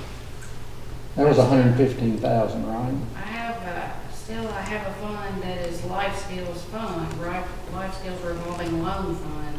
Right. That has 155,694.50 in it. What's the other one? But I have the economic development bond grant fund that has 98,608.50. I'm pretty sure it's that. I'm pretty sure it's. Okay, so it is, because Karen's been working with Tammy Costello on it. It is the Economic Development Bond Grant Funds, 98,608.50. Yeah. So, again, nothing we're asking to increase the budget or draw from a fund, you know, and that money, my understanding, actually sits at the state. Is that correct, or is it set here? It sits here. It's one of the accounts that I keep up with. Okay. One of the many. One of 20. Yeah, but we just can't spend that on. Right. It's kind of like we got to get permission from the state to spend. Right. Okay. Well, that's a good way. And That's good, let's roll with it. that is a step in order to get this road built. That would delete that fund and be one less account she But I might can keep say up with. So every penny, when the time comes to request it, you know, we would turn that over to that. The state, Project Faucet, and the federal grant all wants to see a letter from us that we're gonna put that In there. in there. With that. Okay. And it just kind of helps with our grant application, shows Project Faucet that we're putting our skin in the game as well, so. Well, I think that sounds perfect. Make a motion. I make that a motion, yes. Awesome. I have a motion and a second. Yeah, that's good. Is there any other discussion on this? If not, roll call. Davenport, Yes. Goodwin, Yes. Wilcutt, Yes. Harper, Yes. Crawford, Yes. Bolden, Yes. Baker. Yes. Next up, open bid for Ferguson Road project. We only have one sealed bid come in.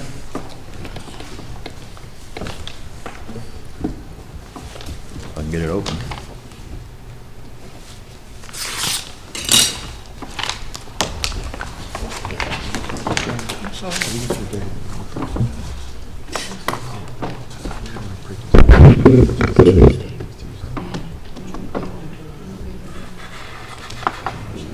Did you design that? What? That bid for the Chris. faucet project? Oh, no. Chris was involved in it, you know, with the engineering, but no. Well, it's good for the public to understand it. So many times they don't. I forgot about that project. Do you remember the numbers, the capital investment? Those acronyms kill me. Okay, we have one bid from 75 to Abaco 100 jobs. for $5,800. I'm gonna let you guys look at, Chris, I want you to look at it especially and just take a look at it and see, make sure everything's, if we want to, we can, set this aside and come back to this while you're looking over and make sure it's meeting all criteria. Who's it from? Abaco. Abaco Contracting. Really good guys. They're from Breckenridge County. Is there any need to push this off to the very last and come back to it, or? Hey, I'm thoroughly familiar with, Jamie's familiar with them too. I'm good. I'll make a motion to accept the bid from Abaco Contracting for the Ferguson Drainage Improvement Project. Second. For $5,800. $5,800. I have a motion from Chris, a second by Jamie. Is there any further discussion? If not, roll call, please. Davenport, Yes. Goodwin, Yes. Wilcutt, Yes. Harper, Yes. Crawford, Yes. Bolden, Yes. Baker. Yes. Next up, approve the record transfer agreement between the Logan County Fiscal Court and the Logan County Archives. Archives have been working really hard on getting some of this stuff done, and they're just asking for a request. 75 to 100 jobs, 39 million. Motion to approve record transfer agreement. I have a motion. Do I have a second? If not, roll. Did I have a second? Oh, second. Nobody I'll wanted a second. second? Second by Chris. I don't believe you ain't interested in that. If no further discussion, roll call, please. Davenport, Yes. Goodwin, Yes. Wilcutt, Yes. Harper, Yes. Crawford, Yes. Bolden, Yes. Baker. Yes. Number 4, acknowledge the sheriff's 2022 oil and LSG settlement pending final audit.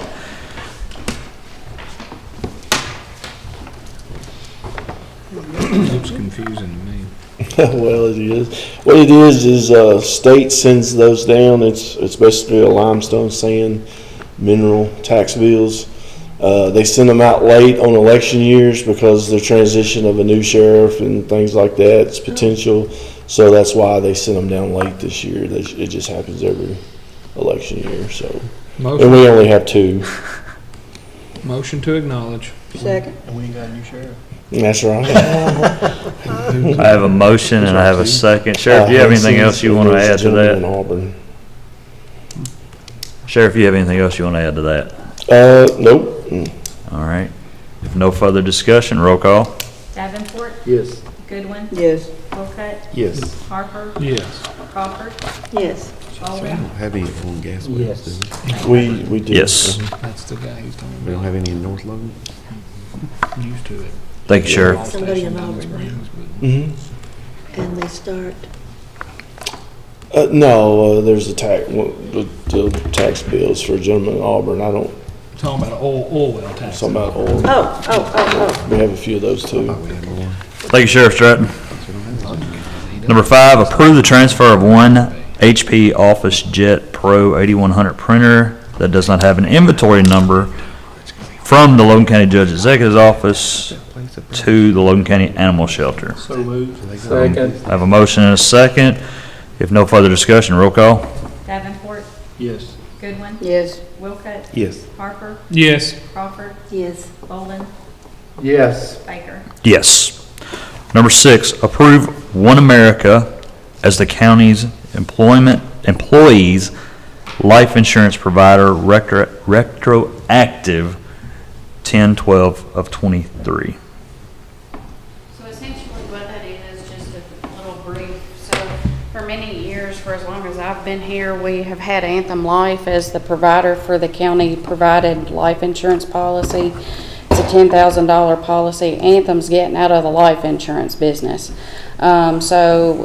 Marla at Pill and Holland sent me over the information on One America. They are a company that does work with Benefit Solver, which is currently the way that we enroll and term employees in. It's the easiest way. They administer our COBRA and all that good jazz. So this company does work through Benefit Solver. She did have a couple that did not work through Benefit Solver. But the price stays the same as what we currently have with Anthem. The level of coverage stays the same as what we currently have with Anthem. So the only thing that is changing is the name of the company. Okay. That makes it a lot easier. Motion to approve One America as county's employees life insurance provider, retroactive 10/12/23. I second that one. Okay, I have a motion and a second. If no further discussion, roll call. Davenport, Yes.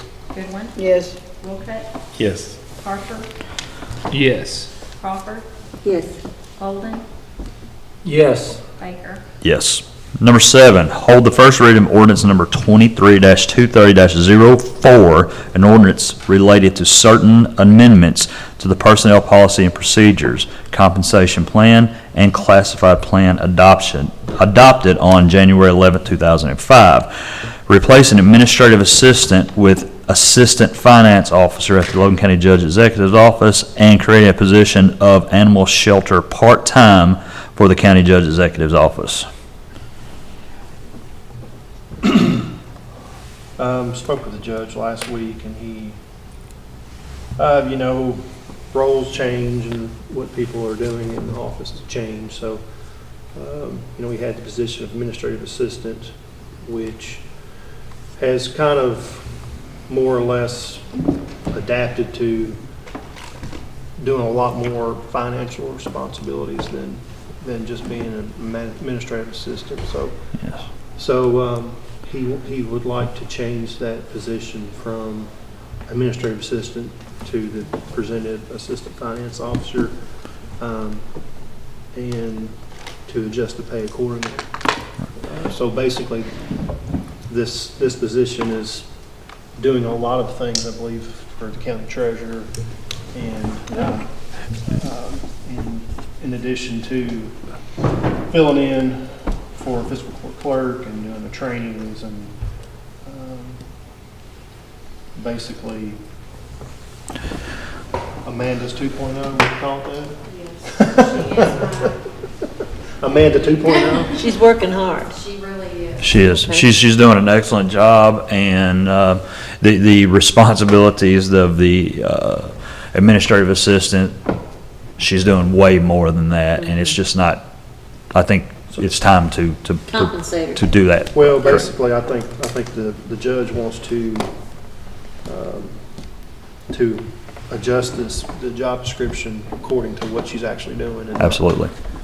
Not, secretary duties or Right. a lot less of that, more so paying bills and doing basically a lot of what Amanda's doing. So, and then the other thing was the part-time, which y'all discussed last week. Y'all already approved. Right. Y'all already said you want to do that. So, Only question I got on the first change requested, if I read it correctly, currently does not cause for an additional employee in that office. Nope. Or in the future will cause a need for an additional employee in that office. Future, I can't answer that. I mean, Short-term. Short-term I don't future. want somebody No, running no, I'm not gonna bring it back tomorrow and go, 6 hey, we months or need a this. year and say, well, we don't have this administration assistant anymore, and now we need another employee. I have no intentions of recommending that. Okay. Well, y'all are the person. Not currently, we're not gonna recommend that. Now, in the future, that could come back and, be there, but that's something we're gonna evaluate right now. Yeah, but as far as, a new judge is in office and the roles have changed a little bit as far as what she's doing, so. Exactly. we wanted to- She's doing way more than what her job description pays for, and I think it's time to. Is she going to be compensated for this extra? Yes. It's in the. I'm sorry, I didn't look close. If you go to the I job apologize. description, if you go to the Okay. job description, it's at the very end of it. Okay. Is everybody else missing that? Yeah. Okay. A, B. About past exhibit A. Number 14. 14.2. Look Okay, at your item number At the very 14. Oh, okay, sorry. I'll make a motion to approve the first reading of ordinance number 23-230-04, an ordinance relating to whatever that. Second. Okay, I have a motion and a second. Take a note. If there's no further discussion, roll call, please. Davenport, Well, I did ask the judge, or Amanda and the judge, that it's in the budget, there's no additional funds needed, so. That's all I was Yes. asking. Goodwin, Yes. Wilcutt, Yes. Harper, Yes. Crawford, Yes. Bolden, Yes. Baker. Yes. Did you say the pay was attached? It's at the very bottom. 14.2, very It's a bottom. little chart. I missed it too. We have no reason to go into executive session, next page. but I do have one thing before we go into post-agenda. The Archives is going to be having an event November the 3rd and the 4th, an overnight event starting at 5 p.m. going to 8 a.m. Space is limited. See their Facebook page if you're interested in that. Next up, post-agenda. I got something just as We've got several things, but feel free to come on up. No, go ahead. Mine's short. Yeah, here we go. Unless you ask about maybe I'll hold myself back. I meant to bring it up earlier and actually forgot. What I'm needing to do is, we haven't upgraded our tasers in several years. We're starting to experience some misfires and some breakdowns of them. It costs a lot to redo the batteries in the cartridges themselves. So I've been working with Axon. Basically, Axon, they do this 5-year type contract thing you go into, and then you just pay so much each year. Since we're in the middle of the budget year and I hadn't budgeted for that, I would like to enter into this contract with Axon, but I'm going to pay out of the drug fund the first installment payment. And then this will allow me to enter in my budgets next budget year, so I can incorporate that in. But I need court's approval to enter into that contract with them. Do you know the ballpark amount of this? I do. The long term, I was hoping you wouldn't ask. We're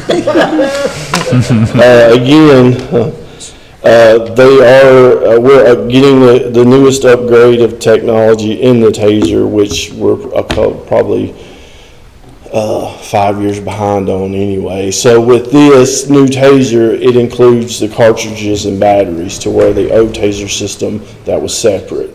So there is an increase, obviously, because it's new technology.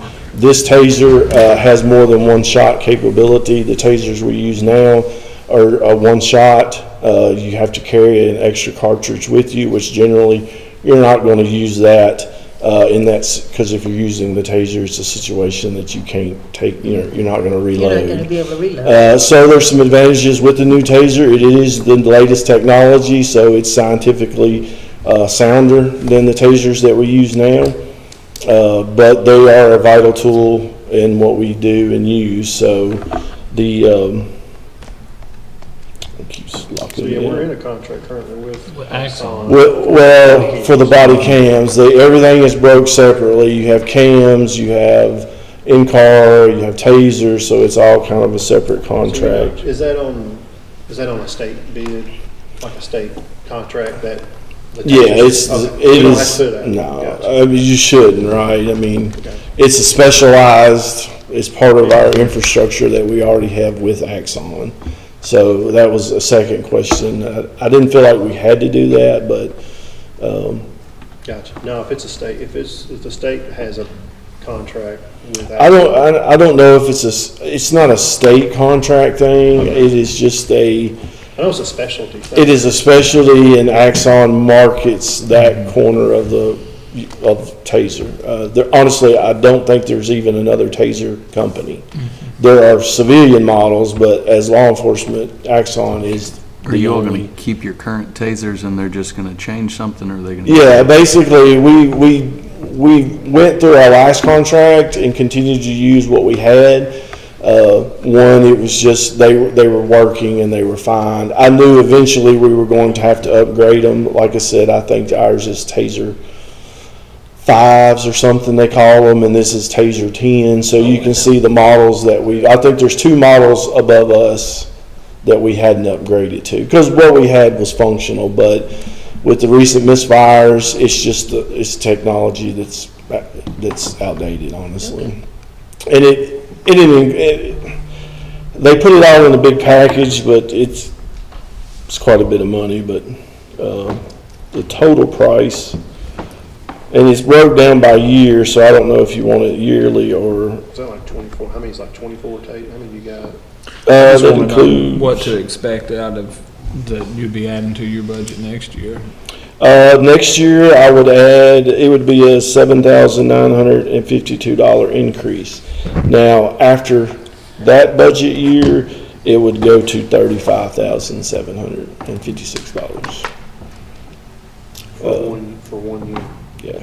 So it's $8,000 the first year and $35,000. Well, what they did was they split it. I've got to pay up front the remaining of this year budget, and then I would budget in next year's budget the $7,900 something change for that budget, and then after that it would increase to $35,000 for the last 3 years. 3 years. I mean, we got to have tasers. Yeah. That's a but it includes your training, it includes your taser, your cartridges, and batteries. So there's no other cost with that.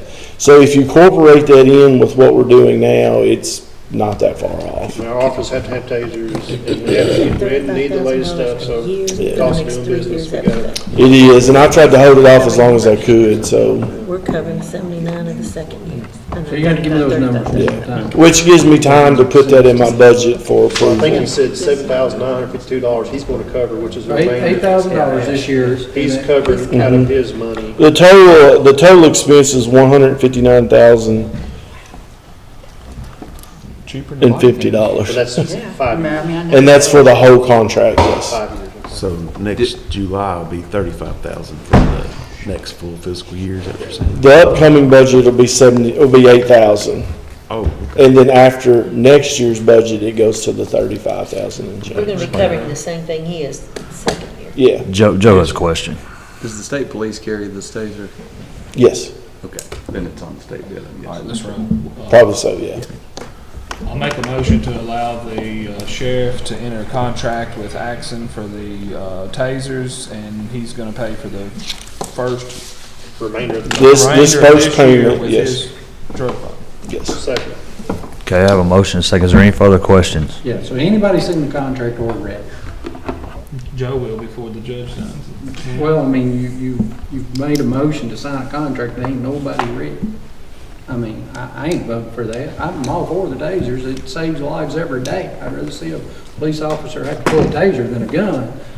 But I just don't think it's wise to sign contracts or make motions to sign contracts that absolutely nobody has read. So I ain't voting for it. I said But it to I'm you fine. 100% for it. I have no problem with the money. I just don't think it's wise to be signing contracts. And I'm okay with that. I sent it to your phone, but I understand everybody else. I couldn't read- do we need to if act on it today? 1.5 pages, I couldn't read it.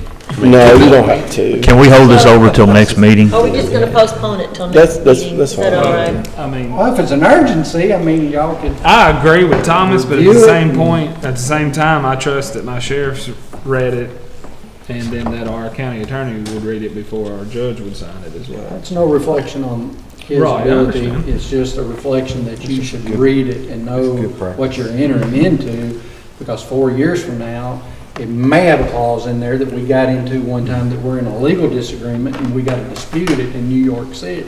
Yeah. You know, and just simple things like that. We have said we'd never do that again, that the, what do you call that, the venue of whatever? Vermont or something like Yeah, that. that it'd be in Logan County, Kentucky, you It's know. not urgent. I say let's do it. No, I think definition of urgent is different. Honestly, I cannot say that it is a urgent matter that it would affect something, in It 2 would be weeks. So, bad to You see can the use the old ones existing- for- we're still utilizing those. It's just, I mean, I get it and I'm totally fine with it. It's, I'm good either way. I mean, you want to do it? I can, if court wants to wait, it does not offend me at all. I totally understand it and appreciate Well, at that. first, I thought you was needing people to test out your current ones. I was Well, I volunteering, will tell Jason. you this, with this system and with this contract, they actually include a suit that someone can wear and we can do that with. So, but we do Jason rely on, And I shoot Jason. a new recruit does get Tesla. We shoot everybody gets a Y'all full did make the ride. motion, y'all did show. I'll rescind, I'll It rescind could my make a good motion. fundraiser if someone is interested. I'll rescind my motion. Yeah, okay, that's fine. Like I said, either way, I Yeah, I'm do good. It's not a emergency. I mean, I'd rather No, it's all the fine. time and I'll, read it. give it and I time should have to already did read, that. It just kind time to read of it. slipped up on Well, you've me. already read the contract. Yeah, it's the standard thing as the body cams and all that, but I will get that out. So, Table it or just not. Well, I think it's posted. Just do it. He said it to us. Well, now. it was post. We'll get it on next, we'll get it on next meetings. no, that's no problem. Thank you. All right, we have two other items, and Joe's going to bring those up for us. Well, yeah, I was That's gonna, what I was gonna yeah. talk about Chris's item and then talk about your item, if that's all right with you all. One thing we discussed at the second September meeting is preparing an ordinance and going forward with one, basically pausing our lesser setback requirements and defaulting to the state up until such time as we pass countywide planning and zoning. I have prepared that, and I think if you all want to make that motion today, we can. Essentially, what it does is it keeps the existing ordinance intact and then adds one paragraph under those lesser setbacks as new paragraph number 2.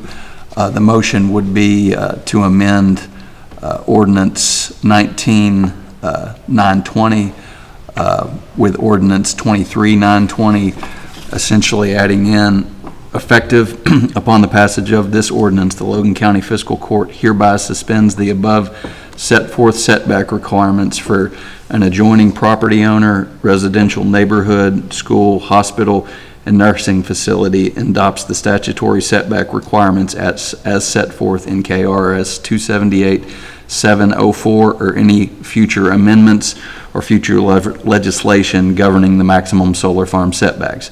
The statutory setback requirements shall be in effect until such time as the fiscal court adopts a comprehensive plan for the countywide land use planning and land use management, at which time the amended solar farm setbacks shall be reinstated unless otherwise amended by future action of this court or the Planning and Zoning Board. There are just a few other things on that. Essentially, we are taking this action as we are advancing the principles of countywide land use planning and zoning, while still respecting the individual owner's rights to autonomy with the property that they own. That would be, to my understanding, that is what you all were asking me to prepare, basically leaving those in effect, but making them, pausing their impact until such time as that future action occurs. I'll make a motion to adopt first reading of this ordinance as prepared by Mr. Ross. No, I second that. Okay, I have a motion and a second. Is there any further discussion on this at all? I'll just say, we have to keep our focus on the end result. Absolutely. Being planning and zoning, countywide planning and zoning. Just a quick example. This morning, we spent 30 minutes or plus talking about the odor from the rendering plant. With today, if someone was to sell their property, someone was to sell their property next to a populated area, they could build another rendering plant because we don't have countywide zoning.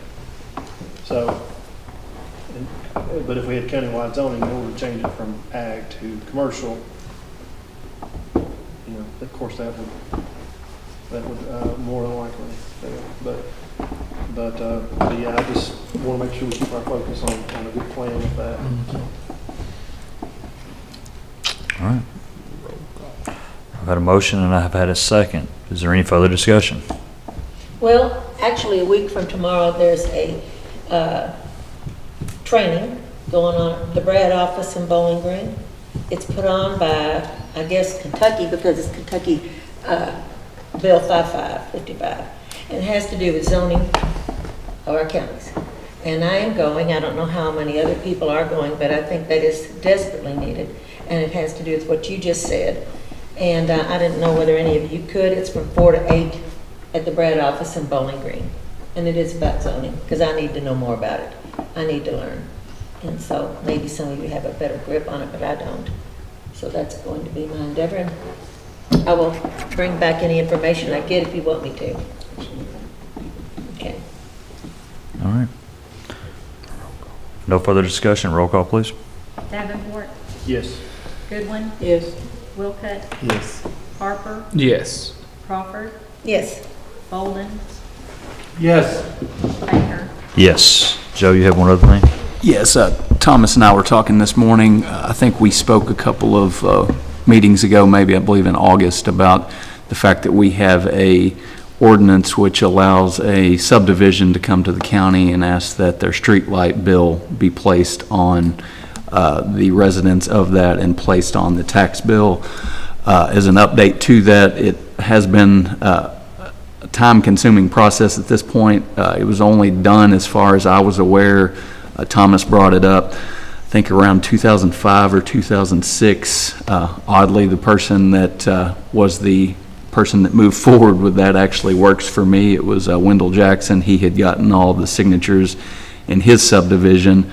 But the process is a little more complicated than that, because it requires a document that is worthy of being filed in the county clerk's office. It also requires us to work with the electricity provider in that area. So when going through and trying to find that documentation from that subdivision, we really didn't find what we needed for a long time, because none of the offices seemed to still have a copy of it. However, we finally were able to get a copy of that from Warren Rural Electric. So from that, we started working on kind of a base of what to work from on that. The second stage of that, which is time consuming, is the ordinance requires 100% ownership of the subdivision to sign off on the petition or documentation agreeing to have these bills placed on their tax bill, which does make sense, because the ordinance also contemplates that this is much like a clause in a deed, a requirement that's moving forward on all future purchasers of the land. So that required my staff to verify who owned around 70 different parcels of land out there. We've gotten to the point to where we feel that we have all of that. We should have that documentation ready this week for them to start getting signatures, notarized signatures, because again, this is a filing that has to go in the county clerk's office. Judge Baker and I also reached out to Penny Ryle because we were going to have a new service provider. They're going to work with us to see what they need to do. As a courtesy, prepared the agreement Warren Rural Electric prepared back in the 2000s. They might have changes on that, but I'm going to provide that to them. This would require, I think, a published hearing, so my recommendation, if it's good with you, would be to say that you would make a motion to have that hearing set and published at the next meeting following the subdivision, getting Judge Baker all the necessary signatures. That way, if they could get it done by Monday, if he had time to advertise it, he would put it at that next meeting. So they do have something to work for. But again, it does require 100% signatures of all of those people. And then certain people own multiple lots. So if your house has 2 lots, the way the subdivision, the way the ordinance is contemplated, you would basically get 2/70ths of those payments. That is something, it won't just be cut person for person. Just additionally, because I know Thomas said several of the landowners might be watching, if you have multiple people who own that, you would need both signatures, so husband and wife would both need to sign off on that, and we are getting that document prepared. So in an effort to get this done as quickly as possible, that would be my recommendation, to make that motion that you all are approving setting that for a hearing upon presentation of 100% signatures from the residents in the subdivision. That's a lot of work for one subdivision. For their lighting to be paid for by the taxpayer. No. They're paying the light bill, but this is all the process to put it on their tax bill, to pay on the tax bill. So. Oh, I see. Okay, I was gonna say, whoa. Did the subdivision planning, the board, are they the ones that approved this as part of the subdivision years ago? Is that what happened? There's a KRS that allows fiscal court to take this on. Okay, so it's not something that... And back in 2003, the fiscal court passed an ordinance adopting that. And typically, I think what would be best would be if there are 2 different clauses, one for when it's a new subdivision, and typically a new subdivision would have 1 owner, so it's going to be a lot quicker. The longer you wait, properties start getting sold, so the more people you got to get sign off on it. I'm just thinking for future, I mean, how do we make the process less painful? And Do it when it's new. Do it when it's new. The developer owns all of it, and that's happened one time, to my knowledge, since I've been on court. Developer came and asked that it be put on the property tax roll. We agreed to it, and boom, it's done. Yeah. And so that was painless, and then the Cedarwood subdivision was already developed, and they decided they wanted street lights. The street lights were put up. The developer initially paid them, and then as the lights were sold off, Wendell had to walk around door to door. Of course, everybody wanted it, to be fair. So. And I think that what's been going on here is there have been lights out there. It's just that the developer has had them in his name for, been out there 20 years. Since the subdivision was developed. It's now on the second ownership. So the way that deed reads, I'm getting down in the woods, it really doesn't matter, but the way that deed reads, the developer was responsible, and I'm going to make it up, so don't quote me on this. Developer was responsible for paying the street lights until, and I'm making this part up, 50% of the lots were sold. And then after that, he was no longer responsible for it. So when the original developer reached that 50% mark, he just once a year sent, I spent $4,000 in electric bills for security lights. He sent it out, divided it by 70, and he sent everybody a bill, and everybody just wrote him a check. Well, I just figured it'd be part of the HOA. Yeah, there is no HOA at that spot. So anyhow, then the second developer comes along. He buys the property. He's just been paying the bills. He's been paying the bills for 10 years, And so he's out $36,000 in 10 years that he really wasn't responsible for, other than the fact he owns, quote unquote, I'm probably wrong, 10 lots, So anyhow, he's just trying to straighten that up and, be a good developer, and, he's still paying the bill, but he's like, guys, I gotta cut it off. And so they don't want it to go off, they wanna get it corrected. To my knowledge, everybody's in agreement that I know of. I don't know anybody nobody's called me against it. You know, everybody has been calling me, man, please don't let my street lights go out. Well, you need to talk to the developer. Exactly. I can't do anything until this is done. My question for you, Joe, just for clarification, one, you're gonna get that document to me, so I can take it out to. We've got Mr. Ball's. Yeah, Galen Ball. Yeah. So in a situation where somebody owns multiple lots, do they sign one time for lot 1 and 2, or do they need to sign twice? I think they need to sign every time. Every time. So there's one document for this lot, one I think we've document got for this prepared lot? in one big document, but it's listed out by their number, their lot number. Okay, so it'd be one document, and it would say parcel number 1, number 2, number 8, number 16. Yeah, they just need to go through and see all the parcels that they are on there. Okay, so, because, you know, the developer, I think, still owns 10, 15, 20 lots. Yeah. You know, so he'll have to sign for that. And he's willing to do it. He wants to pay his part.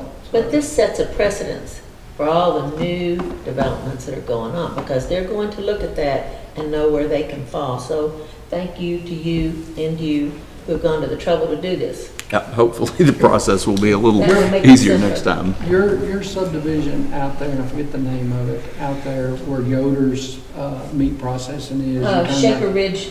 They got street lights, right? Well, now you're asking me, I would have said yes, but I'm gonna have to go out there and look now. I cannot say that I think when I've looked at the RV streetlights, so I've. developed that I would think. they But I came to cannot us say that I and looked at asked that that was streetlights. put on, because he owned all the lots. I don't think there's street lights in Shaker Ridge. You do or do not? I do not. I was gonna say, if they're there. I think if they are, they're private owned. Actually, I don't even, all the utilities are underground, so I'm not sure they even have those. Yeah. Actually, the streets, they don't have them on the streets. There's It's wonderful. But just, if anybody is wanting to do it early, because it'll make it a lot easier. Yes, I totally appreciate you and you, Mr. Ross, that's for the making this a clarified Citizens out in situation. Stonewall, you know, I didn't do anything. They called me with a request. So it takes 100% of the current ownership. Everybody who owns the land, yeah. And then beyond that, future buyers or future resellers, whatever, they're on the hook. It's That's- automatically on the tax bill. And so like the people that own multiple lots, Yeah. do they get single tax bills for each of those empty lots? Oh, yeah. Okay, it's not a cluster thing. Correct. Because I was wondering about like the transfer, like, so does it then roll into the deed work for future resales? That's going to be a problem because, I mean, there's no way for us to do a title opinion for 70 different people and file. I mean, we wouldn't have standing to file the correction deeds, which is what, whenever we spoke to the clerk's office about how to accomplish this, but they did tell us they would have a book we could put it in. So you're thinking too much like a lawyer, and I'm doing the best I can with what the statute and the ordinance says. We're talking somewhere in the neighborhood of $36 to $45 a year is what we're talking Yeah, I about. mean, it's not a major. You know, I mean, I talked to some that just got texted tonight. Shaker Ridge does have a few, but not one in every. I think I the was ones gonna they say, I have, can't they don't actually, Shaker Ridge doesn't actually have Yeah. streetlights out by the street, I don't believe. If they do, I think it's owned by the private individual or the lot owner. Okay, so we need a motion. You couldn't make that motion. yes, so I will probably not get all that wording exactly right, but the wording that he just publicly read, yes, and put that in a form of a motion. I think it's an excellent idea, I second it. Okay, I have a motion and a second. One more question. So after this happens, is the sheriff's office paying the electric bill? We're paying the electric bill. We are. And we collect it. Actually, the way it's, actually, that's still something that's a little uncertain, That's because right now, Warren Rural Electric, I think, we don't actually give them any money, like monthly or annually, like it purely just comes off the tax bill and goes to them. I would be prepared for the fact that we might have to front the money and then the sheriff pays us back, yeah. And I'm drawing a blank on the subdivision, but I know the last one we did, the utility provider accepted that when the property tax were Yeah. collected, sheriff writes a check to them. That's what's and it pays happening. the security. That's We correct. don't write Logan County Fiscal Court has never written a check. You're correct. Correct. Okay. Yeah, This is a learning I experience. ain't for that, if we're writing a check to, we're paying the bill, so we're not paying the bill. We're not paying the bill, but either which way, we're not paying the bill. Yeah, we Up front, we would, but. Well, We're it depends on not. if it comes in the front or the back. I don't We're know. not, I mean, the law is out there and you have the ordinance, so that could be how it would work in certain circumstances. It's very simple, but yeah, it's very complicated. Yeah, exactly, yeah. Joe and I have had struggled on this, but Did you get a second? I did. yes, we got a motion and a second. Is there any further discussion? Question. If not, Tyler's got another one. I can see his wheels turning over His there. wheels He are got turning. another question. Google Yes, it. now. Y'all done the due diligence. Just I'll go along with y'all. I mean, Jason says, hurry, Tyler. we've been working on this for a little I know all while, of them guys will pay their tax bill, you know, but essentially, if we pay the bill up front, you know, down the road in the future, if somebody was not paying their tax bill. We collect 100% of our tax Yeah, bill. yeah. 100%. Always have. Even if it's sold. Correct me if I'm wrong, right? That's correct, Yeah. So, you know, Even if sold it's at the late, we courthouse- make some money. Yeah, I mean, what gets Yeah. delinquent and bought by third party, you're gonna collect. So it's not, it's as good as a government note could be. This subdivision there's not gonna be. Oh, I know that. Right. I know all the current people there is not gonna be a problem. I'm just thinking future, or whatever. I mean, yeah, I understand your concern, but I think we're gonna be okay on that. No further discussion, roll call, please. Davenport, I don't know what Jason Yes. Goodwin, Yes. Wilcutt, Yes. Harper, Yes. Crawford, Yes. Bolden, Yes. Baker. Yes. Thank y'all. I know it's been a pain in the rear. Well, you but- think Joe more than me, but. Just time consuming, that may be a better word, not a pain in It- the rear, but just time consuming. And now we know the process because Yeah. y'all are all gonna have a subdivision in y'all's tenure that somebody's gonna come and have request the same thing, and now you're gonna know how it's gonna work. So- Absolutely. Well, thank you up front. Is there any more for post agenda? I got one thing. I need to request a road hearing for the name change of Canyon Run Road to Canyon Run Road Loop. Do we already have a Canyon Road? A Canyon Run? What it is, so the road's a loop like that, and then here's our county road. And then the line's right here, so this is Todd County. Yeah. Yeah. It may be Todd County. It's right up there in the corner of Todd County. Either way, and it's not Muhlenberg and Logan County, and this is Logan County. So we have like 1,000 feet here and 1,000 feet here, and both of them is Canyon Run Road, so people don't know which one to turn on, but if they see that it's a loop, then they know that it's gonna come back out. So Does it's, Todd Oh, it County just have to makes do it the same easy. thing? well, whatever our road is named is what the road's named, but yeah, Ginger's gonna take care of that. Once we adopt that change, then she'll work with Todd County on theirs and the addresses and stuff like that. You and I work for Google Maps, so that's good. That is a very good idea because then people know it's not confusing, And- it goes around. All of those people have requested this. I technically don't have any I may have one home on this Canyon Run Road, but, you know, I think it's a good everybody. Yeah. Ginger. Not Ginger, the ambulance has, John Holder, they're think it's a good idea too. Second? Okay, I have a motion from Jason, second by Thomas. Is there any other discussion? If not, roll call.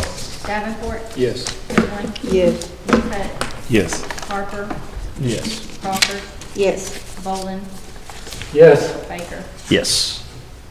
All hearts and minds clear. Well, I just wanted to ask Scott on the website, are we gonna have an employment opportunity link on there where people can click on there and see everything that the county has to offer employment wise? Okay. Yes.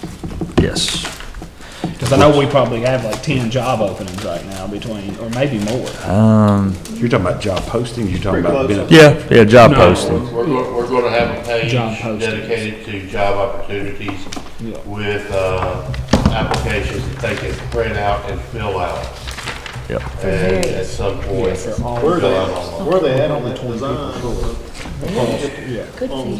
We have our next meeting, Vital things to know. this week? Next week, I which had is, a 2-hour meeting with them last week, and I've got a lot of stuff that I have to prepare and hand to them. right.